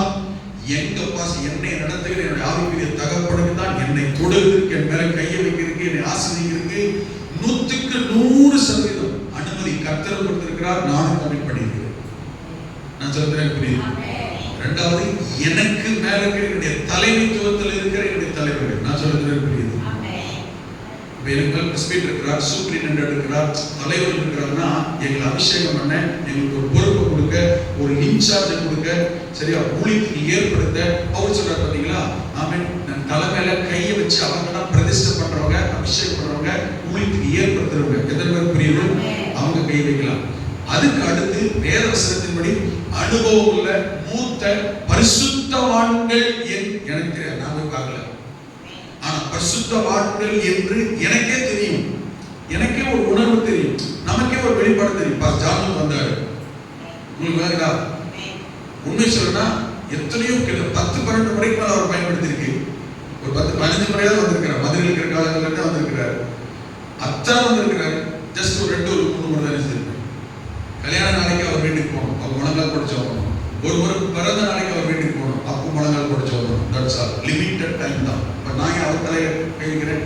பஸ் எவி பாஸ் வந்திருந்தார். இப்படி இல்லை, அவர்கிட்ட குடும்பம் உட்கார்ந்து ஆவிக்குரிய தகப்பன் என்னை உருவாக்கணும். என்னைய பைபிளை பார்த்தார், தகப்பனை போல சொல்லி கொடுக்கிறவர், திருத்துறவர், கண்டிக்கிறவர், பார்த்தாருனாலே போதும். ஆமென். சிலர் அல்லேலூயா அத வர்ற எல்லாருமே இல்லை. நீங்க நினைக்கலாம் சர்ச்சில் என்ன செய்யறாங்க, தீர்க்கதரிசி வராங்க, ப்ராஃபட்ஸ் வராங்க, பயங்கரமான மீட்டிங் நடத்துறவங்க வராங்க. அப்ப பாஸ் எப்ப பார்த்தாலும் அவர்கிட்ட நின்று ஜெபம் பண்ணிப்பாரு, தலைவர் இருப்பாரு. கிடையவே கிடையாது. நான் தலைமையில ஜெபம் பண்ண நாட்கள் வந்து எதுல புரியுது? நான் தலைமையில கை வைக்காதவங்க பரிசுத்தவான்கள் இல்லைன்னோ, நான் தலைமையில கையை வச்சுக்கிட்டவங்க பரிசுத்தவான்கள் அப்படி சொல்ல வரல. யாருக்கிட்ட தலைவர் கொடுக்கணும், யாருக்கு நம்ம தலைமையில கை வைக்கிறது சாதாரண விஷயம் கிடையாது. அது ஒரு அழைப்பு, அது ஒரு அபிஷேகம். தெரிஞ்சுக்கங்க. ஆமென். கைகளை வைக்குதல் அப்படின்னு ஒரு உபதேசம் இருக்கு. அதெல்லாம் உட்காந்தீங்களா? போனவனே பார்த்தவங்க தலை நீட்டுறது இல்லை. அப்போ நல்லா கவனிங்க. ஒரு இடத்துக்கு போகிறோம், அந்த அந்த சூழ்நிலையில அந்த பாஸ்டர் ஜெயபால் எனக்கு சொல்லும்போது அப்பதான் சொல்லி கொடுத்தாரு. அப்பதான் எங்களுக்கே தெரியும். என்ன தெரியுமா? அப்ப ஒருத்தர் போய் தலைவர் ஜெபம் பண்ணும்போது யாரா இருந்தாலும் ஆமென், அந்த கேரக்டர், அந்த சுபாவம், அந்த ஸ்பிரிட் நம்மளை தொடுறதுக்கு வாய்ப்பு இருக்குது. 100 ஆகினே வருவாங்க. யாருன்னு தெரியுமா? இருக்கீங்களா? மதுரையில ஃபேமஸான பாஸ்டர், மிகப்பெரிய சபை போதகர். உங்களுக்கு சொன்ன பல நம்ப முடியாது. நான் மதுரை ஊழியம் செய்யும் போது மதுரையில் இருக்க ஃபேமஸான பாஸ்டர், நிறைய புத்தகங்கள் இருக்கார். நான் கூட ஒரு புத்தகத்தை 4 வாங்கி வச்சிருக்கேன். ஆமென். மிகப்பெரிய பாஸ்டர். இப்ப ஜெயில இருக்கிறார். கிட்டத்தட்ட ஒரு 10-15 வருஷம் ஆச்சு ஜெயில இருக்கிறார். யாருக்கு தெரியும்? அல்ல உதவிங்களா? மிகப்பெரிய சபை இன்னைக்கு இருக்குது. அவர் ஆரம்பிச்ச சபை. வேற யாரும் நம்புறாங்க? 4 புத்தகம் எழுதியிருக்கார், நானே வச்சிருக்கேன். மிகப்பெரிய மதிக்கத்தக்கவர். இன்னும் சொல்ல போனா ஒயிட்ல தான், பியூர் ஒயிட்ல தான் வருவார். எங்க இருந்தாலும் ஜெயில இருக்கிறார். அவர் கொலை பண்ணல, ஒரு கொலை கேஸ்ல மாட்டிட்டார். கண்டுபிடிச்சிட்டீங்களா? பிரசித்தவானா, நீதிமானா, பாவியான? அவர் பாவியான நான் நியாயந்திருக்கல, யாரையும் நியாயந்திருக்கல. இப்ப இருந்தாலும் கேரக்டர் கண்டுபிடிச்சிட்டீங்களா? என்னோட கேள்வி புரியுதா இல்லையா? பார்க்கிறவங்களெல்லாம் இல்லை, நான் சொல்ல புரியுதா? வர்றவங்களெல்லாம் இல்லை. உங்கள் தகப்பன் யாருன்னு பாருங்க. உங்களை அதைத்தான் அடிக்கடி உங்களுக்கு சொல்லிக்கிட்டே இருக்கேன். உங்கள் தகப்பன் யாருன்னு பாருங்க. உங்களை நடத்துறவர் யாரு பாருங்க. உங்களுக்கு ஆண்டவர் ஏற்படுத்தி வச்சிட்டு இருக்கிற ஆள் யார்? உங்களுக்கு ஏற்படுத்தினவர் யார்? இருக்கீங்களா? நீங்க ஞானசாரத்துக்கு ஒருவராக இருக்கலாம், ஞானசாரத்துக்கு யாரோ ஒருத்தர் இருக்கலாம். அதுக்காக அவரையே தேடி போக முடியாது. அவர் இருப்பார், எங்க பாஸ்டர் பரலோகத்துக்கு போயிருப்பாரு, அங்கேயே போறீங்களா? உங்களை இப்ப நடத்த யார் கண்ட்ரோல கர்த்தர் கொடுத்திருக்கிறார்? இங்கதான் இருக்கீங்களா? உங்களை நடத்த கர்த்தர் எங்க வச்சிருக்கிறார்? உங்களுக்கு தகப்பனா இருக்க தேவன் யாரை ஏற்படுத்தி இருக்கிறார்? நான் சொல்றது புரியுதா?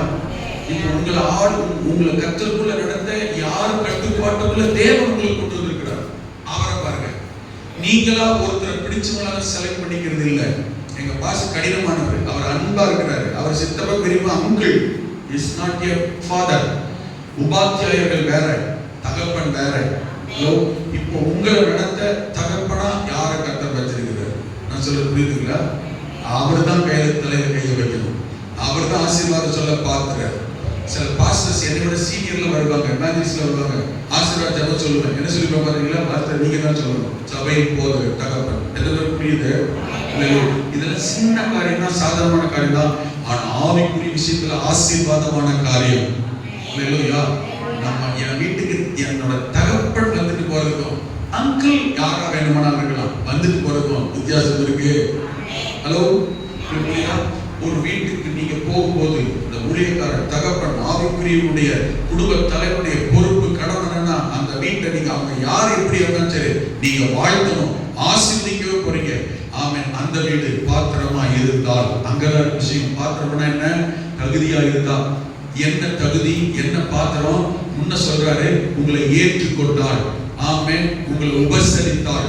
அங்க இருக்கு வசனங்கள் எல்லாம், அதெல்லாம் நேரம் இல்ல, வீட்டுல போய் இதே போய் வாசிங்க.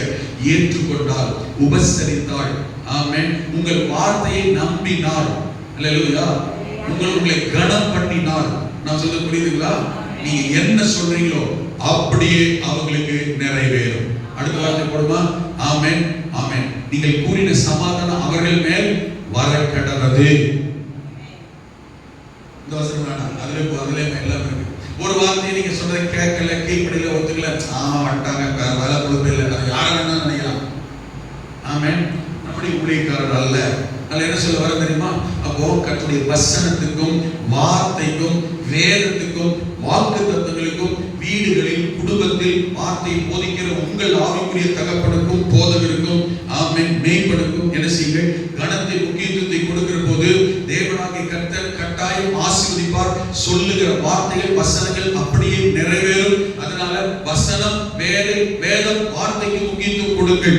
இங்கே சொல்லப்பட்டிருக்கிற 112ஆம் சங்கீதத்தில் சொல்லப்பட்டிருக்கிற அந்த பாக்கியவான் அவனுக்கு சொல்லப்பட்டிருக்கிறது. ஆமென். கட்டளைகளில் மிகவும் பிரியமாய் இருக்கிறவர். யாரு? கட்டளைகள்ல மிகவும் பிரியமாய் இருக்கிறவர். அல்லேலூயா. அவனை குறித்து அவன் கேரக்டர் எப்படி சொல்லி பாருங்க. உங்களுடைய கேரக்டர், நம்முடைய கேரக்டர், குணாதிசயம் இங்கதான் எப்படி எல்லாம் சொல்லி பாருங்க. அப்ப கர்த்தருக்கு பயப்படுகிற மனுஷன் அவன் பாக்கியவானா இருப்பான். என்னையா பாக்கியவான்? அப்படி பாக்கியன்ற வார்த்தைக்கு நான் சொல்ல வார்த்தை தெரியுமா? பாக்கியன்ற வார்த்தை சிம்பிளா புரிஞ்சுக்கணும். பாக்கியவானா என்ன அர்த்தம்? அந்த பாக்கியராஜ் பாஸ்டர், அந்த பாக்கியம் நான் பேரை சொல்லலைங்க. பாக்கியன்ற வார்த்தைக்கு என்ன அர்த்தம்? பேர் வைத்திருக்கலாம். அப்படி இருக்கு. கர்த்தர் கிருபை செய்வாராக. சிம்பிளா புரிஞ்சுக்கணும் சொல்லிட்டு ஆழமான தூர் வருவானா? ஆமென். எனக்கு இல்லாத ஒரு சிறப்பு உங்களுக்கு இருக்குன்னா தான் பாருங்க. ஹலோ, புரிஞ்சுதா? எனக்கு இல்லாத ஒரு சிறப்பு, ஒரு மேன்மை, ஒரு நன்மை, ஒரு ஸ்லாக்கியம், அது பூமிக்குரிய வாழ்க்கையோ ஆவிக்குரிய வாழ்க்கையோ ஏதோ ஒன்று எனக்கு இல்லாத ஒரு சிறப்பு உங்களுக்கு இருக்குன்னா அதுதான் உங்களோட பாக்கியம்.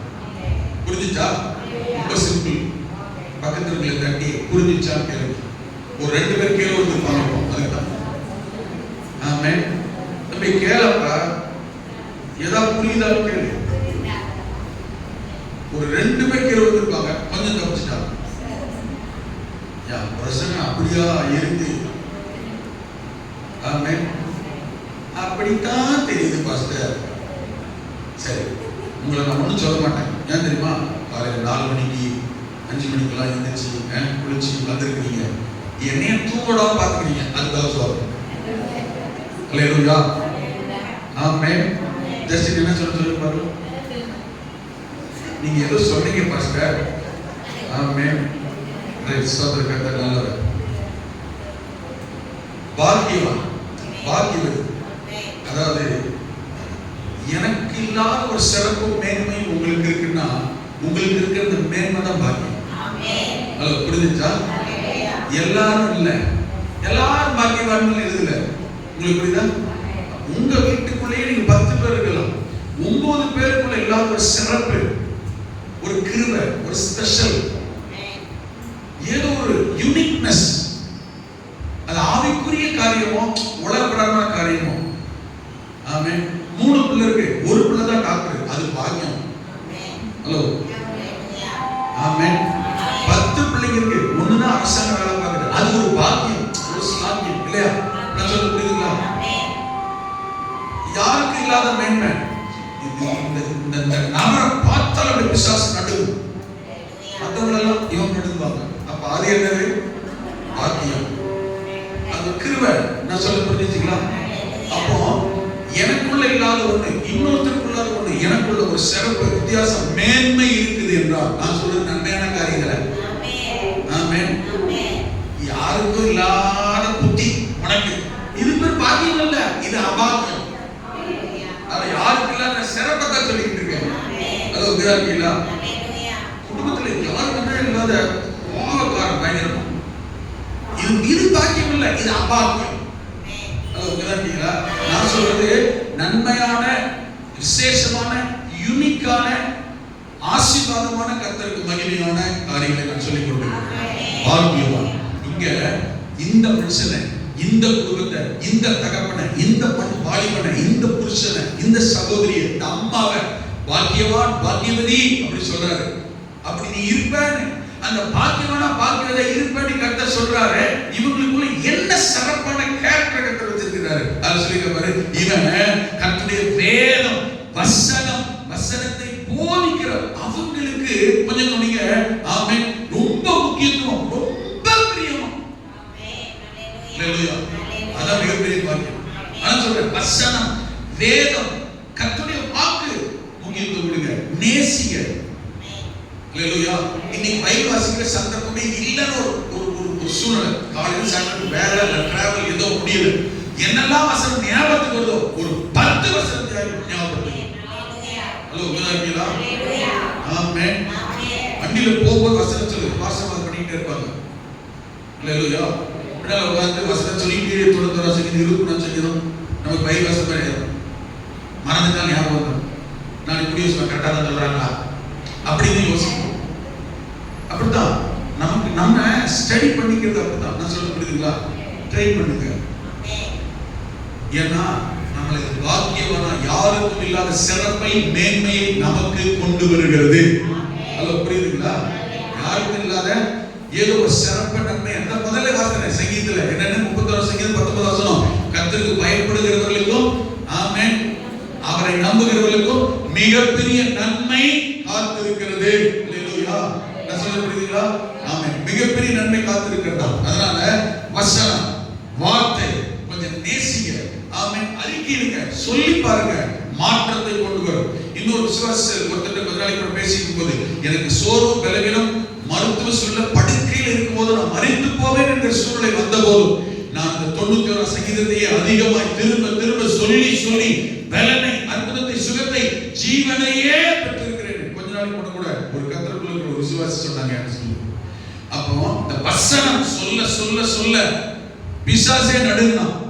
இயேசு வசனத்தை, வார்த்தையை சொல்ல சொல்ல அவரை விட்டு ஓடி போனான், மறைந்து போனான். அவர் முன்ன நிற்க கூட முடியல. வசனம், வேதம், சத்தியத்திற்கு பவர். காரணம் அவருடைய வார்த்தை.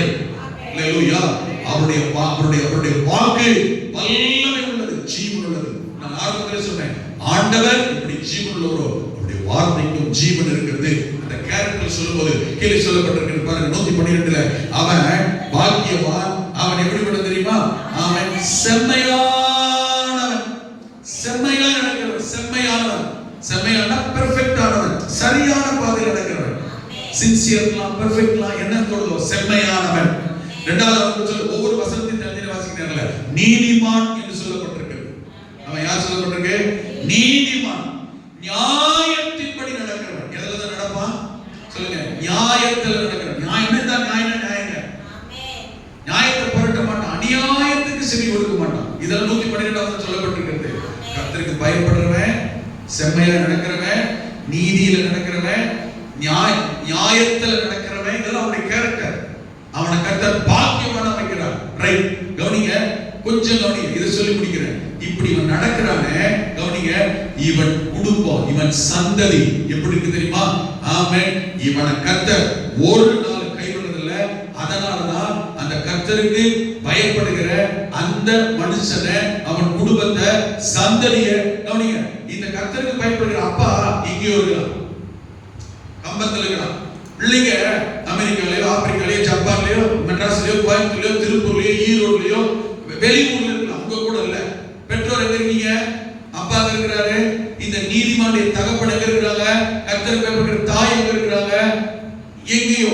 பிள்ளைங்க எங்க இருக்கிறாங்க? எங்கேயோ. கர்த்தர் சொல்ற வார்த்தை பாருங்க, முதல் வசனமே அந்த 14 சங்கீதம் 5 வசனம். இப்படி இருக்கிற இந்த நீதிமானுடைய பெற்றோருடைய பிள்ளைகள் எங்கே இருந்தாலும் கர்த்தர் என்ன பண்றாரு தெரியுமா? 1:14-5 நல்ல கவனிங்க, எடுத்தியாமா?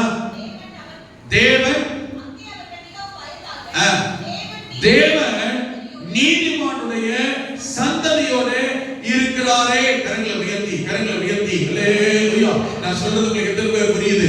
நீதிமானா இருக்கிற, ஆமென், செம்மையான வழி நடக்கிற, நியாயத்தை தேடுகிற, கர்த்தருக்கு பயப்படுகிற, இந்த பாக்கியத்தை எல்லாம் பெற்றிருக்கிற, கர்த்தருக்கு பயப்படுகிற தகப்பன் தாய் நீங்கள் எங்கே இருந்தாலும், உங்கள் பிள்ளைகள் உங்களை விட்டு வெளியூர், வெளிமாநில, வெளி தேசத்தில், தூர இடத்தில் இருந்தாலும் கவலைப்படாதீர்கள். நீதிமானுடைய சந்ததியோட கர்த்தர் இருக்கிறாரே. அல்லேலூயா, அல்லேலூயா. உங்கள் பிள்ளைகளோடு, உங்கள் சந்ததியோடு, உங்களை விட்டு உங்கள் பிள்ளைகள் தூர தேசத்தில், தூர இடத்தில், எவ்வளவு தூரத்தில் பிரயாணத்தில் இருந்தாலும் தேவன் உங்கள் சந்ததியோட, குடும்பத்தோட கர்த்தர் கூடவே இருக்கிறார், இருப்பார், நடத்துவார். ஒரு நாள் கர்த்தர் கைவிட மாட்டார். ஒருவேளை பிள்ளைகளாக இருப்பீர்களானால், பிள்ளைகளா இருக்கிற நீங்கள் தைரியமா இருங்க. கர்த்தர் உங்களோடு இருக்கிறார். காரணம், உங்கள் தாயோ, உங்கள் தகப்பனோ, உங்கள் பெற்றோரோ யாரோ நீதிமானாய், கர்த்தரை தேடுகிறவர்களாய், கர்த்தருக்கு பயப்படுகிறவர்களாய் இருக்கிற பட்சத்தில் பிள்ளைகளாய் உங்களோடு கர்த்தர் கூடவே இருக்கிறார். அல்லேலூயா. அதனாலதான் அடிக்கடி பெற்றோருக்கு சொல்லுவேன், தகப்பனுக்கு தாய்க்கு சொல்லுவேன், அடிக்கடி பெற்றோர் பார்த்து அடிக்கடி சொல்ற காரியம், கர்த்தருக்கு கொஞ்சம் பயந்து நடங்க, நீதியில நடங்க, ஜெபம் பண்ணுங்க. மாமே பிள்ளைகள் முன்னுதாரணமா இருங்க, பிள்ளைகளுக்கு சாட்சியா இருங்க, நீங்க பிள்ளைகளுக்கு வாழ்ந்து காட்டுங்க, பிள்ளைகளுக்காக ஜெபம் பண்ணுங்க. நீங்க இல்லாட்டாலும் கர்த்தர் உங்க பிள்ளைங்க கூட இருப்பார். நீங்க இல்லாட்டாலும் உங்கள் எதிர்கால சந்ததியோட கர்த்தர் இருப்பார். நீங்க கூட இல்லாட்டாலும் உங்க பிள்ளைங்க இருந்தாலும் கர்த்தர் கூடவே போவார், இருப்பார், கைவிடவே மாட்டார், கைவிடவே மாட்டார். ஆமென். நேற்று வசனத்தை தியானம் பண்ணிட்டு இருந்த காலையில, ஆமென், இன்னைக்கு இதை சொல்றதுக்காக ஆண்டவருடைய உள்ளத்துல இன்னொரு வார்த்தை கர்த்தர் வச்சாரு. ஒண்ணு, மகனே, பிள்ளைங்க கூட நான் இருப்பேன், பிள்ளைங்க கூடவே நான் நீதிமானுடைய சந்ததி, ஜெபிக்கிற தாய், கர்த்தருக்கு பயப்படுகிற தகப்பன் தாய், அவன் குடும்பத்தோட பிள்ளை கூட அவங்க எங்க இருந்தாலும் நான் இருப்பேன். இன்னொன்னு தெரியுமா உனக்கு? நான் வசனத்தை தியானம் பண்ணேன், இதை கொஞ்சம் நல்ல தெளிவா வாசிக்க கர்த்தர் சொன்னாரு, நான் கூடவே இருப்பேன். தேவையான நேரத்துல அந்த நீதிமானுடைய தகப்பன் தாய் நிமித்தம் அவங்களுக்காக, அவங்க ஜெபத்துக்காக, அவங்க என்ன வச்சிருக்கிற பயத்துக்காக, எனக்கு அஞ்சு நடக்கிறதுக்காக, எனக்கு கீழ்ப்படிக்கிறதுக்காக, அவங்க பிள்ளைங்களுக்கு ஏதாவது ஒரு பிரச்சனை தேவைன்னா நானே போவேன். நான் எனக்கு மகளுக்கு ஒரு பிரச்சனை நான் போக முடியாது, உங்க மகளுக்கு ஒரு பிரச்சனை உடனே நீங்க போக முடியாது. போகிறவர் கர்த்தர். அல்லேலூயா. நம்மால் செய்ய முடியாததை நம்முடைய பிள்ளைகளுக்காய், பேர பிள்ளைகளுக்காய் செய்கிறவர் கர்த்தர். நம்மால் செய்ய முடியாத ஒன்றை நமக்காய் காரியங்களை செய்ய வைக்கிறவர் கர்த்தர். அதனால அடிக்கடி சொல்லுவேன், பெற்றோர், ஆவிக்குரிய பெற்றோர், ஆமென், கர்த்தருக்கு பயப்படுகிற பயத்தில், கர்த்தரை தேடுகிற விஷயத்தில், கர்த்தருக்கு கீழ்ப்படிகிற விஷயத்தில், கர்த்தருக்காய் நிற்கிற வைராக்கியம் பாராட்டுகிற விஷயத்தில் தயவாய் பெற்றோர் கர்த்தருக்கு கொஞ்சம் முக்கியத்துவம் கொடுங்கள். ஆமென். நாம் இவைகளை எல்லாம் விதைத்து விட்டு போகிறோம், உங்கள் கண்ணீரை விதைத்து விட்டு போகிறீர்கள். நான் அடிக்கடி சொல்லுவேன். ஆமென். ஒரு ஃபியூனரல் சர்வீஸ், பெற்றோர், நமக்கு நம்முடைய குடும்பத்தில் மூத்தவர்கள், முதியவர்கள் மரித்து போவார்கள். ஆனால் நான் அவர்களுக்காக ஜெபிக்கிற ஜெபங்களில் ஒன்று, ஆண்டவரே, தன் மகனுக்காக, தன் மகளுக்காக, தன் பிள்ளைகள், பேர பிள்ளைகளுக்காக, இவங்க உயிரோடு இருக்கிற காலத்தில் நல்லா கவனிக்கணும், இவங்க இருக்கும்போது இவங்க மகனுக்காக, மகளுக்காக, எதிர்கால சந்ததிக்காக, பேர பிள்ளைகளுக்காக என்னெல்லாம் இவங்க சொல்லி ஜெபம் பண்ணாங்களோ, இந்த ஜெபத்துடைய பல நன்மை இனி வருகிற காலங்களில் இந்த குடும்பத்துக்கு பலிக்கட்டும், நிறைவேற்றும் ஆண்டவரே என்று அந்த குடும்பங்களுக்காக ஜெபிக்கிறது வழக்கம். நான் ஜெபிக்கிறேன். என்ன சொல்லி ஜெபம் பண்ண தெரியுமா? இவங்க இருக்கிற காலத்துல எதிர்கால சந்ததி எப்படி இருக்கும் ஜெபம் பண்ணாங்களோ, இனி அந்த ஜெபத்துக்கான பலனை இவங்க என்ன செய்யணும்? ஆண்டவரே. நான் உங்ககிட்ட ஒரு கேள்வி கேட்கிறேன். உயிரோடு இருக்கும்போது பிள்ளைகளுக்காக ஆமென் ஆமென் ஜெபத்தையும் வேதத்தையும் வசனத்தையும் சத்தியத்தையும் கண்ணீரையும் நிறைச்சிருந்தாதானே நம்ம காலத்துக்கு ஒரு பலன் வரும். நான் கர்த்தருக்கு பயப்படுற பயத்துல அன்னைக்கு வாழ்ந்திருந்தாதானே எதிர்காலத்துல என் பிள்ளைங்க சந்ததி கர்த்தர் தேடி வருவார், ஆசீர்வதிப்பாரு. நான் சொல்றது புரியுதா இல்லையா? நான் மறுபடியும் சொல்லுகிறேன். ஆமென் ஆமென். ஆவிக்குரிய பெற்றோர், ஜெபிக்கிற பெற்றோர், கிறிஸ்தவ பெற்றோர், ஆண்டவரை நம்புகிற பெற்றோர், வேதத்தை நம்புகிற பெற்றோர், நீங்கள் முன்பதாக உங்கள் பிள்ளைகளுக்கு முன்பதாக வாழ்ந்து காண்பீங்கள், முன்னுதாரணமார்கள், ஜெபித்து காண்பீங்கள், ஜெபத்திலே விதையுங்கள், கண்ணீரை விதையுங்கள், பிள்ளைகளுக்கு எதிர்காலத்துக்கு சேர்த்து வைக்கிறதுக்கு கொடுங்கள். பொக்கிஷத்தை கர்த்தருடைய சமூகத்தில் சேர்த்து வையுங்கள், கொடுத்து பழகுங்கள், விதைத்து பழகுங்கள். நான் சொல்லுகிறது புரியுது? ஆமென். ஆபிரகாம் இல்ல 100 வயசுல மகனை பெற்றவன், ஒரே ஒரு சேஷ்ட புத்திரன் இல்லையா? அவன் 100 வயசுல மகனை பெற்றான். 100 வயசுல குழந்தை பிறகுது. எவ்வளவு செல்வ செழிப்பா வளர்ந்தான். ஒரு குறையுமே கிடையாது இல்லையா? காசு, சாப்பாடு, பணம், ட்ரெஸ், வசதி, சுதந்திரம், ஆசீர்வாதம் ஏதாவது ஈசாக்கு உண்டாங்க, குறை உண்டாங்க இல்லைங்க. 100 வயசுல பிறந்தவன் எப்படி வளர்ந்தான்? எப்படி வளர்த்திருப்பான்? செல்வ சீமான வளர்ந்து ஒரு குறையுமே. கொஞ்சம் யோசிப்பாருங்க, கொஞ்சம் நிதானம் யோசிப்பாரு. ஒரு குறையுமே இல்லை, நல்லா வளர்த்தான். எதிர்காலத்துக்கு வளர்த்தான். ஆனா ஈசாக்கு இருக்கிற வரைக்குமா ஆபிரகாம் இருந்தான்? தகப்பன் இருந்தான் இல்லைங்க, மரித்து போனான். ஆபிரகாம் மரித்து போனான். எல்லாத்தையும் சேர்த்து வச்சான், எல்லாத்தையும் கொடுத்தான், மரித்து போனான். ஆமென். சாகிற காலத்திலேயோ மகனை கூப்பிட்டு சொல்லி போனா இல்லையா? கவலைப்படாத, நான் போனாலும் கர்த்தர் உன்னோட இருப்பார். கவலைப்படாத, நான் உன்னை விட்டாலும் கர்த்தர் உன்னை கைவிட மாட்டார். கவலைப்படாத, எனக்கு எதாயிட்டாலும் உன்னை கர்த்தர் கண்டிப்பா காப்பாத்தார். எப்படியாவது எங்கேயாவது ஒரு முறையாவது. ஏன்னா அப்பா சாகரப்ப அம்மா இறந்துட்டா. அம்மா இறக்கும் போது கூப்பிட்டு ஆறுதல் சொல்லி போனா இல்லையா? கொஞ்சம் யோசிச்சு பாருங்க. ஆமென். ஈசா கூட அம்மா இறந்துட்டா, சரியா? ஆமென். இப்ப தகப்பன் தான் இருக்கிறான். கூப்பிட்டு ஆறுதல் சொல்லி போனா, அரவணைச்சு போனா, மகனை அம்மா இல்லைன்னு கவலைப்படாத, நான் இருக்கிறேன், அதுக்கு மேல கர்த்தர் இருக்கிறார். அதுக்கு பிறகு அம்மா இறந்த பிறகு ஈசா கல்யாணம் ஆகுது இல்லையா? ஆமா, பைபிள் சொல்லுது, தன் தாய்க்கா கொண்டிருந்த துக்கம் நீங்கி ரெபேக்கால கல்யாணம் பண்ண பிறகு ஆறுதல் அடைந்தான். அப்ப அம்மா இறந்த பிறகு இவ்வளவு துக்கத்துல வருத்தத்துல கிறுக்கு பிடிச்சிருக்கும், பைத்தியக்காரமா இருந்திருப்பான இல்லையா? கொஞ்சம் யோசிச்சு பாருங்க, சைக்கிள் ட்ரீட் பண்ணி பாருங்க. ஒரே அம்மா எப்படி வளர்த்தா? இப்ப இல்ல. அப்ப தகப்பன் என்ன சொல்லி இருப்பான்? கவலைப்படாத, ஆறுதலா இருக்கிறேன். இப்போ அந்த தகப்பன் இறந்துட்டான். இப்ப யாரா இருக்காங்களா? அண்ணன் தம்பி கூட இருக்காங்களா? சொந்த பந்தம் கூட இருக்கா? வேலைக்கார இருந்தாங்க. சொந்த பந்தம் கூட இருந்துச்சா? அண்ணன் தம்பி கூட இருந்தாங்களா? அம்மா இருந்தாங்களா? அப்பா இருந்தாரா? யாருமே இல்லை. ஆனா ஈசாக்கு இப்போ ஒரு சிக்கல், இப்போ ஒரு பிரச்சனை. திரும்ப தேசத்துல குடியிருக்க முடியாத அளவுக்கு, யாரும் உதவி செய்ய முடியாத அளவுக்கு, ஆலோசனை சொல்ல முடியாத அளவுக்கு, ஆறுதல் சொல்ல முடியாத அளவுக்கு இவன் குடியிருக்கிற இடத்துல இப்ப ஈசாக்கு பிரச்சனை. தகப்பன் இருந்தா ஆலோசனை சொல்லியிருப்பான், ஆறுதல் சொல்லியிருப்பான். கவலைப்பட, நான் இருக்கேன், எதுக்கு நீ கவலைப்படுற? யோசிச்சு சொல்லியிருப்பான் இல்லையா? இப்போ பிரச்சனை, தகப்பன்ல இருக்கிற இடத்துல பிரச்சனை, போராட்டம், உதவி செய்ய, ஆலோசனை சொல்ல என்ன பண்ணன்னு தெரியல. 26ஆம் அதிகாரம் ஆதியாகமம் 4ஆம் வசனம். கர்த்தர் ஈசாக்கை தேடி ஆண்டவரே போனார். கரங்களை உயர்த்தி அல்லேலூயா. ஆமென் ஆமென். 24 ஆண்டவர் தேடி ஈசாக்கை தேடி கர்த்தர் போனார். அன்னைக்கு எப்படி தகப்பனை தேடி கர்த்தர் போனாரோ, ஆபிரகாமை தேடி கர்த்தர் போனாரோ, ஆமென். அதே தேவன். தகப்பன் இல்லை, இப்பொழுது தாய் இல்லை, புத்தி சொல்ல ஆள் இல்லை, ஆறுதல் சொல்ல ஆள் இல்லை, கவலைக்கு ஆள் இல்லை, கண்ணீருக்கு ஆள் இல்லை, வழிநடத்த ஆள் இல்லை. ஆனால் ஆமென், தகப்பனாகிய தேவன் ஆமென் மகனை தேடி, அவன் வீட்டை தேடி, இருந்த இடத்தை தேடி, தேவனே ஆமென் ஆபிரகாமை தேடி போய்விட்டார். சாரி, ஈசாக்கு மகனை தேடி போனார். போய் சொன்னாரு. ஆமென். என்ன சொன்னார் தெரியுமா? மகனை தேடி போன கர்த்தர் என்ன சொன்னார் தெரியுமா? ஈசாக்கே, ஆமென். 4ஆம் வசனம். ஈசாக்கே, உன் தகப்பனாகிய ஆபிரகாம் என் சொல்லுக்கு கீழ்ப்படிந்தான். அல்லேலூயா. 4ஆம் வசனம். ஆமென். ஆபிரகாம் என் சொல்லுக்கு கீழ்ப்படிந்தான், என் விதிகளையும் கற்பனைகளையும் நியமங்களையும் பிரமாணங்களையும் கைக்கொண்டான். ஆமென். அதனால நான் உன் சந்ததியை வானத்தின் நட்சத்திரத்தை போல பெருக பண்ணி உன் சந்ததிக்கு இந்த தேசங்கள் தருவேன், உன் சந்ததிக்கு உள்ள சகல ஜாதிகளும். அன்னைக்கு அவங்ககிட்ட தகப்பட்டு சொன்னார். இன்னைக்கு பஞ்சம் தேசத்தில், அந்த அதிகாரத்தை வாசிக்கணும் ஆரம்பிச்சிருக்க, தேசத்திலே பஞ்சம் கொடிதா இருந்தது. என்ன நடக்குமோ, ஏது நடக்குமோ, என்ன ஆகுமோ, எப்படி கைப்பட போறோம், எப்படி ஜனங்கள் நடத்த போறோம், மிருகஜீவன்கள் நிறைய இருக்கு, வேலைக்காரர்களுக்கு எப்படி நம்ம சர்வைவல் பண்ண போறோம் என்கிற நிலைமையில தகப்பன் இல்லையே. அவர் காலத்துல பஞ்சம் வச்சு அவர் கரெக்டா என்ன செஞ்சாரு? கொண்டு போனார். இப்ப அவர் இல்லையா, நான் என்ன பண்றது? ஆமென். அப்பதான் கர்த்தர் தேடி வந்தார். நீ இருக்கிற இடத்துல, படிக்கிற இடத்துல, வாழ்ற இடத்துல, வேலை செய்யற இடத்துல உனக்கு பிரச்சனை, நெருக்கம், போராட்டம், கவலைப்படாத.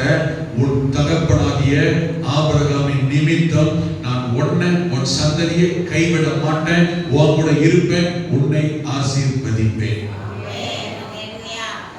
புரியுது? இவன் இக்கட்டில் இருக்கிறான், கைவிடப்பட்ட நிலைமை, நெருக்கம், என்ன பண்றது தெரியல. ஒண்ணு தெரியுமா?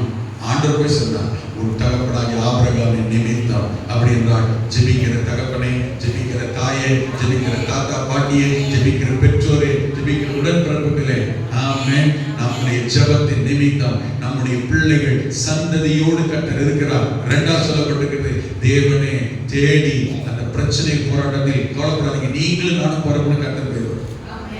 நான் சொல்றேன் புரியுது? நீங்களும் நானும் நம்ம பிள்ளைகளை தேடி போறதுக்கு முன்னே யார் போறது? கர்த்தர் போயிடுவார். ஆமென். சாலமோனை பாருங்களேன், சாலமோனை பாருங்களேன். 2 நாளாகவும் 7ஆம் அதிகாரம். சாலமோன்ட்ட 2 முறை கர்த்தர் போவார். சாலமோனை தேடி 2 முறை.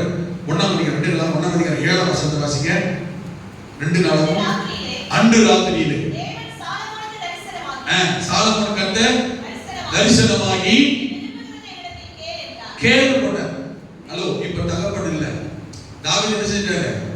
அப்பா இறந்தார். அதே போல தாவீது கேட்கப்பட்ட பசங்க, ஆனால் அதிகமாய் நேசித்தவன் இது சாலமோன். ஆமென். தாவீதுக்கு இருந்த மகன்களே அதிகமா நேசித்தது யாருன்னா? சாலமோன் தான். ஆனா கர்த்தர் என்ன செய்யற? சாலமோனை தெரிஞ்சிருந்து நீதான் காரியத்தை கட்டணும்னு சொன்னார். இப்போ சாலமோன் என்ன நோக்கத்துக்காக கர்த்தர் தந்தாரோ, பிறந்தானோ, அதை சாலமோன் நிறைவேற்றணும். அதுக்கு யார் உறுதுணையா இருக்கணும்? தகப்பன் தான் உறுதுணையா இருக்கணும். ஆனா தகப்பன் எல்லாம் செஞ்சாரு. ஆலயம் கட்டுறதுக்கு இடம் வாங்கினாரு, பொருட்களை சேர்த்தாரு, ஆண்டவருக்கு ப்ளூ பிரிண்ட்லாம் வாங்கி கொடுத்து போனாரு. கடைசி நீ இருந்து இவன் கட்டுறதை பார்த்து பிரதிஷ்டையில பங்கு விட்டுட்டு போயிருக்கலாம் இல்லையா? தகப்பன் எவ்வளவு சந்தோஷம். செல்லாத நினைக்கிற பார்த்தீங்களா? என்ன தெரியுமா? இப்படி இருக்கணும், எதிர்காலம் இருக்கணும், இப்படி கல்யாணம் பண்ணணும், பேர பத்தியை பார்க்கணும், அப்படி நல்லா இருக்கிறத வாழ்ந்துட்டு போனியான்னு நம்ம நினைக்கிற எல்லாருக்கும் ஆசை. ஆனா இருக்க முடியுமா? கர்த்தருக்கு தான் தெரியும். நான் சொல்ல புரியுதுங்களா? அப்படி இருக்க சித்தமானால் யோபுவை போல 4 தலைமுறைக்கான கர்த்தர் கிருபை செய்வார். பாக்கியம் என்னது? நான் சொல்ல புரியுதுங்களா? ஓகே, குட், நடக்கட்டும். ஆனா தாவீதுக்கு அந்த பாக்கியம் இல்லை. இடம் வாங்கினா, பொருள் சேர்த்தா, ஆண்ட ப்ளூ பிரிண்ட் வாங்கினா, கட்டுறதுக்கு எல்லா சூழல் ஏற்படுத்தினா, ஆனா என்ன செய்ய முடியல? ஆலயம் கட்டுறதையும் பார்க்க முடியல, பிரதிஷ்டை என்ன செய்ய முடியல, இருக்க முடியல. ஐயா போயிட்டாரு, தகப்பன் போய் சேர்ந்துட்டான். இப்ப எல்லாம் இருக்கு, என்ன பண்ணன்னு தெரியல இவனுக்கு. எல்லாம் கைட் பண்ண தகப்பன்ல சொல்லி கொடுக்க கைட் பண்ண, என்ன பண்ணன்னு தெரியல. கவனிங்க, ஒரு குழப்பம், ஒரு சூழ்நிலை. ஆமென். ஒன்னதான் செஞ்சான். என்ன செஞ்சான்? ஆண்டவரை நல்லா துதிச்சான், பலி செலுத்தினான். ஓகேவா? இது அடுத்த டாபிக். சரியா? அன்று ராத்திரியில கர்த்தர் ராத்திரியே சாலமோனை தேடி போயிட்டார்கள். ஹலோ, இதுவரைக்கும் போடாத இல்லையோ? ஆமென். தன் தகப்பன் நிமித்தம் இங்க ஃபர்ஸ்ட் டைம் சாலமோனை தேடி கர்த்தர் போயிட்டார். போய் எடுத்து கேட்டாரு, ஏன் கவலைப்படுற? என்ன பிரச்சனை உனக்கு? என்ன வேணும்னு சொல்லு. இப்படி கேட்டார் தெரியுமா? இவன் நினைச்சா பாத்தீங்களா, என்ன செய்ய போறன்னு தெரியல, இந்த சூழ்நிலையில, இந்த குழப்பத்துல, பிரச்சனையில என்ன பண்ணனே ஒண்ணும் தெரியல. எங்க அப்பா இருந்திருந்தா, ஆமென், எங்க அம்மா இருந்திருந்தா, எங்க அண்ணன் இருந்திருந்தா, எங்க மாமா இருந்திருந்தா, எங்க அத்தை இருந்திருந்தா, எங்க தாத்தா இருந்திருந்தா, யார் உறுதுணையா இருப்பாங்கன்னு யார் மேல உங்களுக்கு நம்பிக்கையா இருந்திருந்தா நல்லது நினைக்கிறீங்களோ, அந்த இடத்துல, அந்த ஸ்தானத்துல தேவன் தேடி வருவார். ஆமென். 7ஆம் அதிகாரத்தை வாசிப்போம். 2வது ஆண்டவர் சாலமோனை தேடி போகிறார். 17-18 வசனங்கள் அங்கே சொல்லப்பட்டிருக்கிறது. 7ஆம் அதிகாரம். ஆமென். அங்கே 17 உன் தகப்பனாகிய தாவீது நடந்தது போல நீ எனக்கு முன்பதாய் நடந்து நான் உனக்கு கற்பித்தபடி எல்லாம் செய்து என் கட்டளைகளையும் நியாயங்களை கைக்கொள்வாயே. ஆனால் யாரை போல? யாரை போல? உன் தகப்பனாகிய தாவீதை போல. ஈசா கிட்ட என்ன சொன்னாரு? உன் தகப்பனாகிய ஆபிரகாமின் நிமித்தம் ஆபிரகாமை போல நீயும் எனக்கு முன்பதாய் பிரியமாய் நடந்தால். சாலமோன் உன் தகப்பனாகிய தாவீதை போல எனக்கு பிரியமான சொல்லுங்க, எனக்கு பிரியமானவரை நீ நடந்தால். அல்லேலூயா. என்ன ஆசீர்வாதம் தெரியுமா? ஈசாக்கை பார்த்து கர்த்தர் சொன்னாரு, இந்த தேசத்திலே குடியிரு, நான் உன்னை ஆசீர்வதிப்பேன். 12:13 கர்த்தர் சொன்னார், ஈசாக்கு விதை விதைத்தான், கர்த்தர் அவனை ஆசீர்வதித்தார். 100 மடங்கு தேசமெல்லாம் பஞ்சம், இவனுக்கோ ஆசீர்வாதம். யார் நிமித்தம்? யார் நிமித்தம்? தகப்பன் நிமித்தம். தகப்பன் நிமித்தம் சாலமோனை தேடி கர்த்தர் போனார். ஆமென். நீ உன் தகப்பனாகிய தாவீதை போல் எனக்கு பிரியமாய் நடந்து கொள்வாயானால், ஆமென், உனக்கு பிறகு இந்த சிங்காசனத்தில் உட்காரும்படியாய் சந்ததியை, தலைமுறையை, பிள்ளைகளை நான் உனக்கு ஏற்படுத்துவேன். அப்போ கவனிங்க, என்ன சொல்றாரு இவன்ட்ட, சாலமோன்ட்ட, உங்க அப்பா மாதிரி நீ நடந்தால். ஆபிரகாம் என்ன சொல்றாரு? உன் தகப்பனை போல நீ இருந்தால். தகப்பனே, ஆபிரகாமே, சாராளே, நான் உங்களை பார்த்து கேட்பது, உங்கள் நடக்கை கர்த்தருக்கு பயப்படும் பயம், கர்த்தருக்கு கீழ்ப்படிதல், தேவனை தேடும் தேடுதல், வேதத்துக்கு முக்கியத்துவம் கொடுக்கும் முக்கியத்துவம், ஊழியக்காரனை நேசிக்கிற இருதயம் உங்களுக்குள் எப்படி இருக்கிறதோ, ஆமென், அதன் பலன், நன்மை, நிறைவு உங்கள் பிள்ளைகள், எதிர்கால சந்ததி கர்த்தர் தேடி போவார், ஆசீர்வதிப்பார், குறையை நிறைவாக்குவார். என்னோட நம்பிக்கை என்ன தெரியுமா? ஆமென், நான் இல்லாவிட்டால், பெற்றோர் இல்லாவிட்டால், ஆமென், நமக்கு மூதாதையர்கள், முற்பிதாக்கள் இல்லாவிட்டால், முற்பிதாக்களின் தேவன், என் தகப்பன் தேவன், என்னுடைய தேவன், என் பிள்ளைக்கும் பேரப்பிள்ளைக்கும் ஆண்டவர் வருகை தாமதமானார், சந்ததிக்கும் கைவிடாமல் கூட இருப்பார். அவர்கள் எங்கே இருந்தாலும் கர்த்தர் தேடி போய் ஆசீர்வதிக்கிற தேவன். அல்லேலூயா. இந்த காலை நேரத்தில் உங்கள் பிள்ளைகள் எங்கே இருந்தாலும் கவலைப்படாதீர்கள், பேரப்பிள்ளைகள் எங்கே இருந்தாலும் கவலைப்படாதீர்கள். கர்த்தர் தேடி போகிறவன். ஐயா, நான் போயிருந்தா நல்லா இருந்திருக்கும், நான் பார்த்திருந்தா நல்லா இருந்திருக்கும், நான் போயிருந்தா உங்களுக்கு உதவியா இருந்திருக்கும், நான் போயிருந்தா உங்களுக்கு ஆசீர்வாதம் வந்திருக்கும், நான் இல்லாமல் போய்விட்டேனே.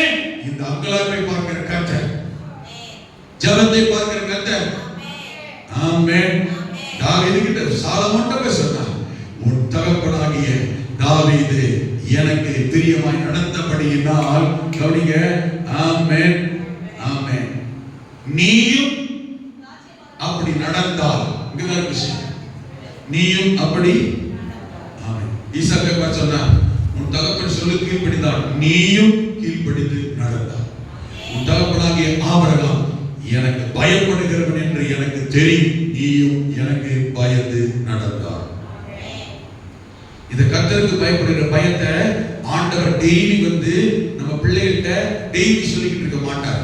ஆதியாகமம் 18ஆம் அதிகாரத்தை வாசித்தீங்கன்னா, ஆபிரகாம் தன்னுடைய எதிர்கால சந்ததிக்கு கர்த்தருக்கு பயப்படுகிற பயத்தையும், வேதத்தையும், வசனத்தையும், எதிர்கால திட்டத்தையும் போதிப்பான் என்று அறிந்துதான் அவனுக்கு ரகசியத்தை சொல்லிக்கிட்டு இருக்கேன். கர்த்தர் சொன்னார், தகப்பனே, தாயே, பிள்ளைகளுக்கு கர்த்தரையும், வசனத்தையும், வேதத்தையும், அறிவையும், கர்த்தருக்கு பயப்படுகிற பயத்தையும், கர்த்தரை தேடுகிற தேடுதலை குறித்தும் கற்பிக்க, போதிக்க, எச்சரிக்க வேண்டியது பெற்றோரின் கடமை. சொல்லிட்டா என் மகன் நினைப்பா, சொல்லிட்டா என் மகன் நினைப்பா, சொல்லிட்டா பேரப்பிள்ளைங்க நினைச்சுக்குவாங்க, மனசு வருத்தப்பட்ட நேரம் ஒண்ணு தெரியுமா?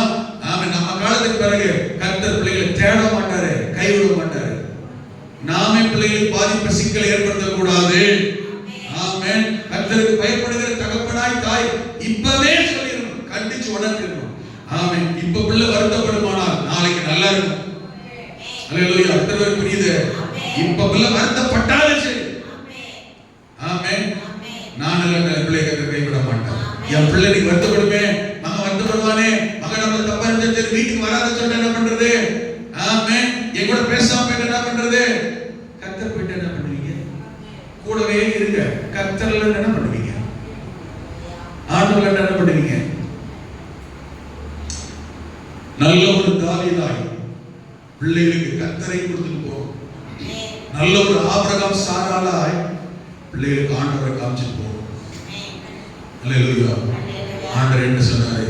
நான் இதோட தான் போனதாக இருந்தேன். பிள்ளைகள் இருக்கிற இடத்துல கர்த்தர் கூட இருப்பாரு. நேற்று காலையில் கர்த்தர் சொல்லும்போது இல்லை, அநேகருக்கு கர்த்தர் கூட இருக்கா தெரியும். அங்க என்ன நடக்கும், ஏது நடக்கும்ன்ற பதட்டம் நிறைய பெற்றோர்கள் இருக்கு. நீ சொல்லு, நான் போவன். நான் பிள்ளைகளை தேடி நான் போவன் சொல்லு, மகளை தேடி நான் போவன் சொல்லு, மகனை தேடி நான் போவன் சொல்லு. ஆபிரகாம் தேடி, ஆபிரகாம் இந்த மகனை தேடி போலையா? அந்த கேராரு ஜனங்க, ஆமென், அபிமெலேக்கு அவனுடைய கூட்டம் இவனை எதிர்த்த போது நான் கொஞ்சம் வேடிக்கை பார்த்தேன். அவனையும் காலில் கூட சரண்டர் பண்ண வைக்கலையா, நான் தேடி போலையா?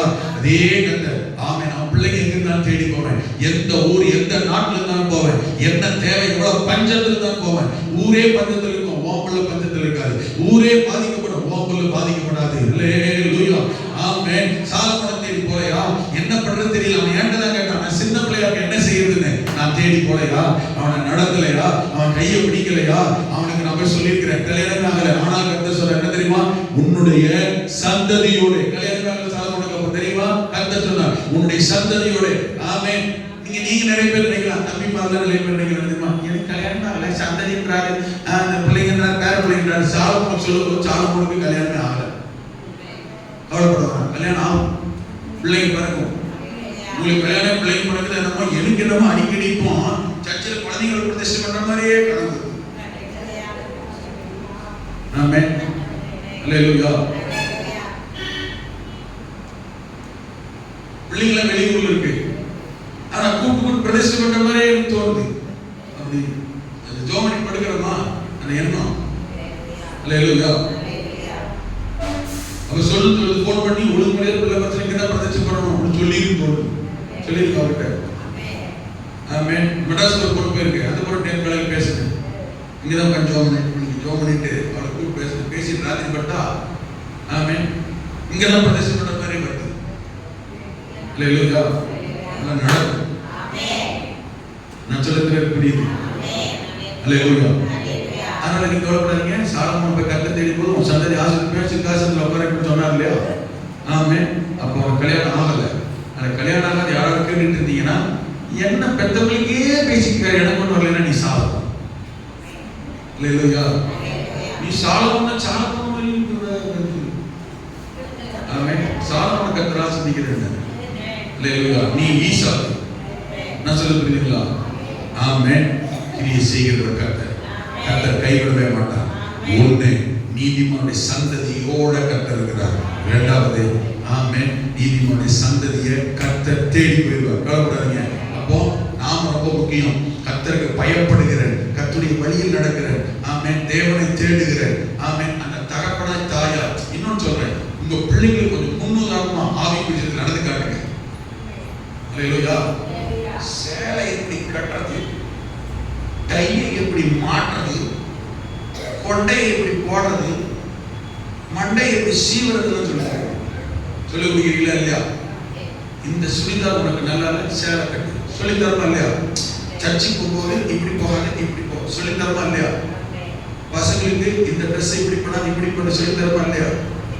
ஆமென். இதோட சேர்த்து ஆவிக்குரிய காரியத்தையும் சொல்லி கொடுங்க, ஜெபத்தை சொல்லி கொடுங்க, சபைக்கு வர சொல்லி கொடுங்க. அதுவும் சொல்றேன், முன்னுதாரணமா இருக்கு. நீங்களே லேட்டா வந்தீங்கன்னா பிள்ளை ஆசீர்வாதத்தை லேட்டா தான் பெற்றுக்கொள்ளும். உங்க பெற்றோரே இழந்தீங்களா? லேட்டாவே நீங்க வந்து பழகினீங்கன்னா உங்க பிள்ளை என்ன செய்யும்? ஆசீர்வாதத்தை லேட்டா தான் பெறும். நீங்க தான் காரணம். அப்படிப்பட்ட பெற்றோரா இருக்காது. ஆமென். ஆபிரகாம் அதிகாலையில் எழுந்தான், ஈசாக்கு எப்ப எழுதணும்? ஒரு கேள்வி மட்டும் ஜோமனலாம் ரெண்டாவது இருந்துச்சு. ஆபிரகாம் அதிகாலமே எழும்பி சேனை கட்டி கழுதையை கூட்டிட்டு மகனையும் கூட்டிட்டு விறகையும் தூக்கிட்டு தீ வெட்டி முடிச்சுக்கிட்டு கிளம்பினான். எப்ப போனா ஆபிரகாம்? இருக்காங்க வார்த்தை. அதிகாலம் போனானா? மகனை எப்ப கிளம்பினா? ஏப்பா 5 மணிக்கு 4 மணிக்கு கூப்பிடுறீங்க, நீங்க போங்க, நான் ஒரு 10 மணிக்கு வந்து வந்து சேர்றேன். இது ஊர் சுற்றி.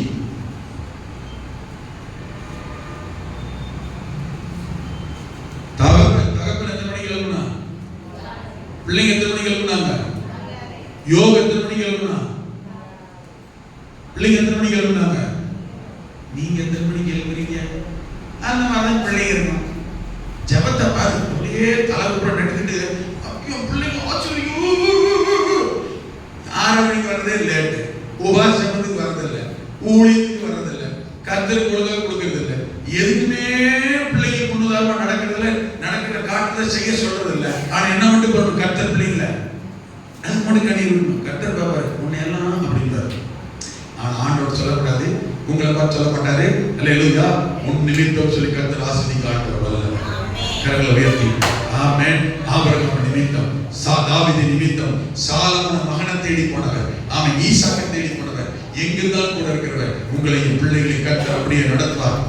கவலைப்படாதீங்க. இந்த காலையில கர்த்தர் என்கிட்ட நீங்க அழுத்தமா சொல்லுவாங்க, நான் கூட இருப்பேன், நானே போயிருவேன், நானே போயிருவேன். ஆமென். கவலைப்படாதீங்க. யாருடைய உள்ளமும் அதிகமா பாரப்படுது, யாருடைய இருதயமும் அதிகமா அங்கலாக்குது, பிள்ளைகளை குறித்து, தூர இடத்துல இருக்கிற பிள்ளைகளை குறித்து யாருடைய மனம் அதிகமா சோர்ந்து போன நிலைமையில இருக்கிறீங்க நீங்க. ஆமென். கர்த்தர் சொல்றார், கவலைப்படாத, கர்த்தர் தைரியப்படுத்துறாரு. ஆமென். கொஞ்சம் அதே சமயத்துல கொஞ்சம் இன்னும் கொஞ்சம் பிள்ளைகளுக்காக ஆமென் போதிக்கிறதுலையும், டீச் பண்றதுலையும், சொல்லிக் கொடுக்கிறதையும், ஜெபிக்கிறதுலையும் கொஞ்சம் கூடுதலா நேரத்தை ஒதுக்குங்க, கொஞ்சம் கூடுதலா ஒப்பு கொடுங்க. பிள்ளைகளை நடத்துற காரியம், ஆவிக்குரிய ஜீவிதத்துல பிள்ளைகளை நடத்துற கொஞ்சம் ஒரு ஸ்டெப் கொடுங்க. ஆமென். இன்னைக்கு போறீங்க, ஆமென், ஆராதனை போறீங்க, யார் பிள்ளைங்க வெளியூர் ரொம்ப தூரத்துல இருக்காங்களோ அவங்க கேட்கும் போது ஆமென் ஆவிக்குரிய காரியம் வந்து கேட்குங்க. சர்ச்சுக்கு போனியா, ஜெபம் பண்ணியா, பாஸ்டர் என்ன பிரசங்கம் பண்ணாரு, என்ன கேட்டீங்க, வளர்க்க என்ன இன்னைக்கு நம்ம அப்பா அம்மா தாத்தா பாட்டி வளர்க்கறதுக்கு வர கேட்கறாங்களா, அப்படித்தான் கேட்கணும் சொல்லுங்க, அன்பா கேளுங்க. ஆமென். சொல்லுங்க. இல்லன்னா இன்னைக்கு சாயங்காலத்துல சர்ச்சுக்கு போயிரு, ஜெபம் போயிரு, ஊழியத்துக்கு போய் இரவு கர்த்தருக்கு படியிரு, பிள்ளைங்களுக்கு சொல்லுங்க. ஆசீர்வதிக்கிறவராக கரங்களை உயர்த்தி, ஆண்டவரே நீ என் பிள்ளை கொண்டு இருக்கிற ஸ்தோத்திரம் சொல்லுங்க. என் பிள்ளைகளை தேடி நீ போறதுக்காக ஸ்தோத்திரம், நன்றின்னு சொல்லுங்க.